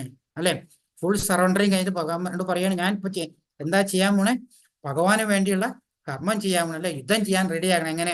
ഭഗവാൻ പറഞ്ഞ മാതിരി ഭഗവാൻ അർപ്പിച്ചുകൊണ്ട്. കാരണം എന്താണ്, അർജുനന് മനസ്സിലാക്കി ഇതൊന്നും എല്ലാം ചെയ്യുന്നത് ഭഗവാനാണ്, അല്ലേ, നമ്മൾ എല്ലാ കാര്യങ്ങളും ചെയ്യുന്നത് ഭഗവാന് വേണ്ടിയാണ്. അർജുനൻ ചോദിച്ചു, പാപം വരില്ലേന്ന് ചോദിച്ചു. പാപങ്ങളൊന്നും ഉണ്ടാവില്ല എന്ന് ഭഗവാൻ പറഞ്ഞു കൊടുത്തിട്ട്, പിന്നെ ഈ ബുദ്ധി എന്താണ്, ഈ ത്രിഗുണങ്ങളെ കൊണ്ടാണ് ഈ എല്ലാ പ്രശ്നങ്ങളും ഉണ്ടാവണേ. അതിൻ്റെയും അതിൻ്റെ മുകളിലേക്ക് വരണമെങ്കിൽ ഭഗവാനെ മനസ്സിലാക്കുക, ഭഗവാന്റെ കാര്യങ്ങൾ പറയാം. പിന്നെ എല്ലാം കേട്ട് അവസാനം അർജുനൻ പറഞ്ഞ കാര്യമാണ്, എൻ്റെ ബുദ്ധി എനിക്ക് തിരിച്ചു കിട്ടി. അതേമാതിരി അർജുനൻ പറഞ്ഞ അതേ ഡയലോഗ് നമ്മുടെ മനസ്സിൽ നമുക്ക് പറയാൻ പറ്റണം, അല്ലേ? ഭഗവാനെ, എനിക്ക് എൻ്റെ ബുദ്ധി തിരിച്ചു കിട്ടി. എന്താണ്? എനിക്ക് ഭഗവാനിലേക്കുള്ള ഭക്തിയുത സേവനം ചെയ്യണം. ഇതെല്ലാം കാര്യങ്ങൾ നമുക്ക് ചെയ്യേണ്ട കാര്യങ്ങൾ ഹരേ കൃഷ്ണ മഹാമന്ത്രം ചെയ്യുക. നമ്മൾ ചെയ്യുന്ന എല്ലാ കാര്യങ്ങളും ഭക്തിയുത സേവനത്തിലൂടെ ഭഗവാന് വേണ്ടി അർപ്പിച്ചുകൊണ്ട് ചെയ്യുക എന്നാണ് പറയുന്നത്. ഇത്രയും പറഞ്ഞപ്പോൾ ഇനിയാണ് സഞ്ജയൻ വീണ്ടും പറയാം. കാരണം ഇവർ തമ്മിലുള്ള സംഭാഷണം കഴിഞ്ഞിട്ട് ഭഗവാന്റെ സറണ്ടർ ചെയ്തുകൊണ്ട് അർജുനൻ ഇനി കർമ്മം ചെയ്യാനായിട്ട് തയ്യാറാവുന്ന സമയത്താണ് സഞ്ജയൻ പറയുന്നത്, എന്താണ്, ഇപ്രകാരം മഹാത്മാക്കളായ കൃഷ്ണാർജുനന്മാർ തമ്മിൽ നടന്ന ഈ സംഭാഷണം ഞാൻ കേട്ടു. അത്ഭുതകരമായ സന്ദേശം എന്നെ കോൾമേൽ കൊള്ളിക്കുന്നു. അല്ലെ, എത്ര ഭാഗ്യവാനാ സഞ്ജയൻ, അല്ലെ? സഞ്ജയൻ ആ ജ്ഞാനക്കണ്ണ് വ്യാസദേവൻ കൊടുത്തോണ്ട് ഇതെല്ലാം വിശ്വരൂപ ദർശനം വരെ കാണാൻ പറ്റി, അല്ലെ? യോഗേശ്വരനായ കൃഷ്ണൻ തന്നെ അർജുനനെ പരമരഹസ്യമായി യോഗം ഉപദേശിച്ച് വ്യാസദേവന്റെ അനുഗ്രഹത്താൽ എനിക്ക് നേരിട്ട് കേൾക്കാൻ ഇട വന്നു. കൃഷ്ണാർജുനന്മാരുടെ അത്ഭുതകരമായ ഈ പുണ്യ സംവാദം വീണ്ടും വീണ്ടും ഓർത്തോർത്ത് ഞാൻ അനുനിമിഷം ആനന്ദപുളകിതനാകുന്നു രാജാവേ. അല്ലെ, ധൃതരാഷ്ട്രക്ക് പറഞ്ഞു കൊടുക്കണ, അല്ലയോ രാജാവേ, കൃഷ്ണന്റെ അത്ഭുതാവഹമായ ആ രൂപം ഓർക്കുന്തോറും, ഏതാണ്, വിശ്വരൂപ ദർശനം, എനിക്ക് വിസ്മയം വർദ്ധിക്കുന്നു. കാരണം ഈ പറഞ്ഞ എല്ലാ കാര്യങ്ങളും ഭഗവാൻ ഇവിടെ വിഭൂതി രൂപം അതായത് എല്ലാം പറഞ്ഞിട്ട് ആ വിശ്വരൂപ ദർശനം കാണിച്ചു കൊടുക്കുമ്പോൾ എന്താണ്, ഭഗവാനിൽ അത് മുഴുവൻ കാണുക ചെയ്യുന്നത്. ഭഗവാൻ കാണിച്ചു കൊടുക്കാന്ന് വെച്ചാൽ എല്ലാവരും ഇങ്ങനെ ഓരോരോ ജന്മം എടുത്തിട്ടുണ്ടെങ്കിലും അവരൊന്നും ഇൻഡിപെൻഡന്റ് അല്ല, ഭഗവാനിൽ ഡിപ്പെൻഡന്റ് ആണെന്ന് വെച്ചാൽ ആ വിശ്വരൂപത്തിലെ എല്ലാ രൂപങ്ങളും ഭഗവാനിൽ തന്നെ കാണുന്നത്. കാരണം എല്ലാവരും ഇൻഡിപെൻഡന്റ് ആയിട്ട് പോയിട്ടല്ല, എല്ലാ ദേവന്മാരും ദേവീധന്മാരും എല്ലാ കാര്യങ്ങളും ഇൻഡിപെൻഡന്റ് ആയിട്ട് നമുക്ക് തോന്നുന്നുണ്ടെങ്കിലും ആ വിശ്വരൂപ ദർശനത്തിൽ ഭഗവാൻ കാണിച്ചാൽ എവരിബഡി ഈസ് ഡിപ്പെൻഡിങ് ഓൺ, അല്ലെ, എൻ്റെ ഇൻസ്ട്രക്ഷൻ പ്രകാരമാണ് എല്ലാവരും ജനിക്കുന്നതും മരിക്കുന്നു എന്നാണ് വിശ്വരൂപത്തിൽ ദർശിച്ചു കൊടുത്തത്. അതേ കാര്യം തന്നെയാണ്, അല്ലെ, വളരെ സന്തോഷമുണ്ടാക്കുന്നു എന്ന് പറയുന്നത്. എത്ര യോഗേശ്വര കൃഷ്ണോ എത്ര പാർത്ഥ ധനുർധര തത്ര ശിർ വിജയോഭൂതിർ ധ്രുവ മതിർ മമ. അതായത് ഇവിടെ എന്താ പറയണേ, ഓൾറെഡി ഇതെല്ലാം കഴിഞ്ഞിട്ട് സഞ്ജയൻ ധൃതരാഷ്ട്രക്ക് ഇതിന്റെ യുദ്ധത്തിന്റെ പരിണാമം എന്താണ് അവിടെ പറഞ്ഞു കൊടുത്തു കഴിഞ്ഞാൽ എന്താണ്, എവിടെ യോഗേശ്വരനായ കൃഷ്ണനുണ്ടോ, എവിടെ വില്ലാളി വീരനായ അർജുനനുണ്ടോ, അവിടെയാണ് ഐശ്വര്യവും വിജയവും അസാധാരണ ശക്തിയും നീതിയും ഉള്ളത്. ഇതാണ് എൻ്റെ അഭിപ്രായം. അൾട്ടിമേറ്റ്ലി എന്താ പറയണെന്ന് വെച്ചാൽ ഇതിൽ ആര് ജയിക്കും എന്നുള്ളത് കൂടെ സഞ്ജയൻ പറഞ്ഞു കൊടുക്കണം, അല്ലെ? നമ്മൾക്കറിയാം പഴയ നരനാരായണമായിട്ട് ജനിച്ചിട്ടുള്ള ആരാണ്, അർജുനും കൃഷ്ണനും. അവർ വീണ്ടും വീണ്ടും പല ജന്മങ്ങളും എല്ലാം അർജുനും എടുത്തിട്ടുണ്ടാവാം, കൃഷ്ണനും അതേമാതിരി പല അവതാരങ്ങളും എടുത്തിട്ടുണ്ടെങ്കിലും ഇപ്പൊ അവർ രണ്ടാളും വീണ്ടും യോജിച്ചും കൂടെ വന്നിരിക്കണം ഇവിടെ ഈ ദ്വാപരയുഗത്തിന്റെ അവസാനത്തിലായിട്ടല്ലേ. പക്ഷെ സഞ്ജയൻ അത് അറിയില്ലെങ്കിലും ഇവർ രണ്ടാൾ ഈ കാര്യങ്ങളെല്ലാം പറഞ്ഞതും കണ്ടുകൊണ്ട് സഞ്ജയൻ പറയാണ്, എവിടെ യോഗേശ്വരന് കൃഷ്ണനുണ്ടോ, അല്ലെ, യോഗേശ്വരന്റെ എല്ലാ യോഗങ്ങളിലെ മുകളിലായിട്ടിരിക്കുന്ന ഈശ്വരനാണല്ലേ. ഇത്രയും യോഗങ്ങൾ ഭഗവാൻ പറഞ്ഞു തന്നു, ആ യോഗങ്ങളെ മുകളിലായിരിക്കുന്ന ഈശ്വരനുണ്ടോ, വില്ലാളി വീരനായ അർജുനുണ്ടോ, അവിടെയാണ് ഐശ്വര്യവും വിജയവും അസാധാരണ ശക്തിയും നീതിയും ഉള്ളത്. ഇതാണ് എൻ്റെ അഭിപ്രായം. അതായത് ഒന്നും പറയണ്ട, നമുക്കറിയാം ആരാ ജയിക്കുന്നത്. സഞ്ജയൻ ഓൾറെഡി ഇൻഡയറക്ട്ലി ആയിട്ട് പറഞ്ഞു കൊടുക്കുക ചെയ്യണേ. അങ്ങനെയാണ് അവിടെ 18-ാം അധ്യായം അവസാനിക്കുകയാണ്. ഇനി ഗീതാ മഹാത്മ്യത്തിലേക്ക് നമുക്കൊന്നുകൂടെ കടക്കാം. ഗീതാശാസ്ത്രം ഇതം പുണ്യം യ പടേ പ്രേതപുമാൻ വിഷ്ണു പദമോ ആപ്നോതി ശോകാദിവർജിത. പവിത്രമായ ഈ ഗീതാശാസ്ത്രത്തെ പ്രയത്നപൂർവ്വം പഠിക്കുന്നവൻ ഭയശ്ലോകങ്ങളിൽ നിന്നും മുക്തനായിത്തീരുന്നു. ഗീതാശാസ്ത്ര ഗീതാഖ്യേന ശീലസ്യ പ്രാണായാമ പരസ്യജ നൈവ സന്ധി പാപാനി പൂർവജന്മ കൃതാനി ച. നിത്യവും ഗീത വായിക്കുകയും പ്രാണായാമം ശീലിക്കുകയും ചെയ്യുന്നവന്റെ പൂർവജന്മകൃത പാപങ്ങൾ നശിക്കുകയും പുതുതായി പാപങ്ങൾ ഉണ്ടാവുകയും ചെയ്യുന്നില്ല. മല നിർമോചനം പുംസാം ജലസ്നാനം ദിനേ ദിനേ സകൃത് ഗീതാംഭസി സ്നാനം സംസാരമലനാശനം. മനുഷ്യരെ പ്രതിദിന സ്നാനം ശരീരത്തിലെ അഴുക്കു മാറ്റുന്നതാണ് അല്ലെ. ഏതാണ് നമ്മൾ ശൗചത്തിനെ പറ്റി പഠിച്ചപ്പോൾ ഇതേ കാര്യം പറയണ്ടായി. എന്നാൽ ഭഗവത്ഗീതയാകുന്ന പുണ്യജലത്തിൽ ഒരിക്കൽ മാത്രം കുളിച്ചാൽ അത് സംസാരമല, അത് മനസ്സിലെ എല്ലാ ഇതിനെ മാലിന്യങ്ങളെ ഇല്ലാണ്ടാക്കുന്നു. സുഗീതാ കർത്തവ്യ കിമന്നേ ശാസ്ത്ര വിസ്തരേൻ യാ സ്വയം പത്മനാഭസ്യ മുഖപത്മാബ്ജുനി ശ്രുത. ഭഗവത്ഗീത വളരെ നന്നായി പഠിക്കേണ്ടതാണ്. വിഷ്ണുവിന്റെ മുഖപത്മത്തിൽ നിർഗളിച്ച ഭഗവത്ഗീതയുടെ ഭഗവത്ഗീതയെ പോലെ വേറെ ഒന്നും ഇല്ല എന്നാണ് ഇവിടെ പറയുന്നത്. എന്താ കാരണം? ഭഗവാന്റെ നേരെ മുഖത്തു നിന്നും അർജുനന് പറഞ്ഞു കൊടുത്തുള്ള കാര്യമാണ്. ഭഗവാന്റെ തന്നെ വേറെ രൂപമായിട്ടുള്ള വ്യാസദേവൻ നമുക്ക് പറഞ്ഞു തരുന്നില്ല. അപ്പൊ എവിടെയും ഒന്നും വിട്ടുപോകുന്നില്ല. അപ്പൊ ഇത്രയും ഇല്ല ഭഗവാൻ പറഞ്ഞല്ലോ അതേ കാര്യം. എന്താണ്? ഭഗവാനാണ് ആദ്യമായിട്ടുള്ള ഈ വേദങ്ങളെല്ലാം പറഞ്ഞത്. അതിന്റെ ക്രോഡീകരിച്ച് ഭഗവാന് മാത്രം എന്നെ മാറ്റി എഴുതാൻ പറ്റും. അപ്പൊ ഭഗവാൻ തന്നെ ക്രോഡീകരിച്ച് ഭഗവത്ഗീത രൂപത്തിൽ അർജുനന് പറഞ്ഞു കൊടുത്തിട്ട് നമ്മളെല്ലാം എത്തിക്കാൻ വ്യാസദേവൻ ചെയ്ത കാര്യമാണത്. ഹരേ കൃഷ്ണ. ഭാരതാമൃത സർവസ്രം വിഷ്ണോർ ഭക്താന്വിതീശ്രുതം ഗീതാ ഗംഗോദകം പിത്വ പുനർജന്മന വിദ്യതേ. മഹാഭാരതത്തിന്റെ സാരവും ഭഗവാൻ വിഷ്ണുവിന്റെ മുഖത്തു നിന്നും പുറപ്പെട്ടതുമായ ഗീതയാകുന്ന പവിത്രമായ ഗംഗാജലം കുടിച്ചാൽ പുനർജന്മം ഉണ്ടാവില്ല. ഏകം ശാസ്ത്രം ദേവകീ പുത്ര ഗീത ഏകോ ദേവോ ദേവകീ പുത്ര എവ ഏകോ മന്ത്രസ്തസ്യ നാമാനി യാനി കർമാപേക്ഷം തസ്യ ദേവസ്യ സേവ. ഒരേ ഒരു ശാസ്ത്രം കൃഷ്ണൻ ഉപദേശിച്ച ഗീതയും ഒരേ ഒരു ഈശ്വരൻ ശ്രീകൃഷ്ണനും ഒരേ ഒരു മന്ത്രം അവന്റെ നാമം ഏതാണ്? ഹരേ കൃഷ്ണ കൃഷ്ണ കൃഷ്ണ ഹരേ ഹരേ ഹരേ രാമ രാമ രാമ ഹരേ ഹരേ എന്നുള്ള ആ മഹാമന്ത്രം ജപിക്കുക. എല്ലാ കർമ്മങ്ങളും ഭഗവാന് വേണ്ടി അർപ്പിച്ചുകൊണ്ട് ചെയ്യല്ലേ, ഭഗവത് സേവനമായിട്ട് ചെയ്യുക. ഇങ്ങനെ ചെയ്ത് കഴിഞ്ഞിട്ടുണ്ടെങ്കിൽ നമുക്ക് ഭഗവാൻ പറഞ്ഞിട്ടുള്ള എന്താണ്?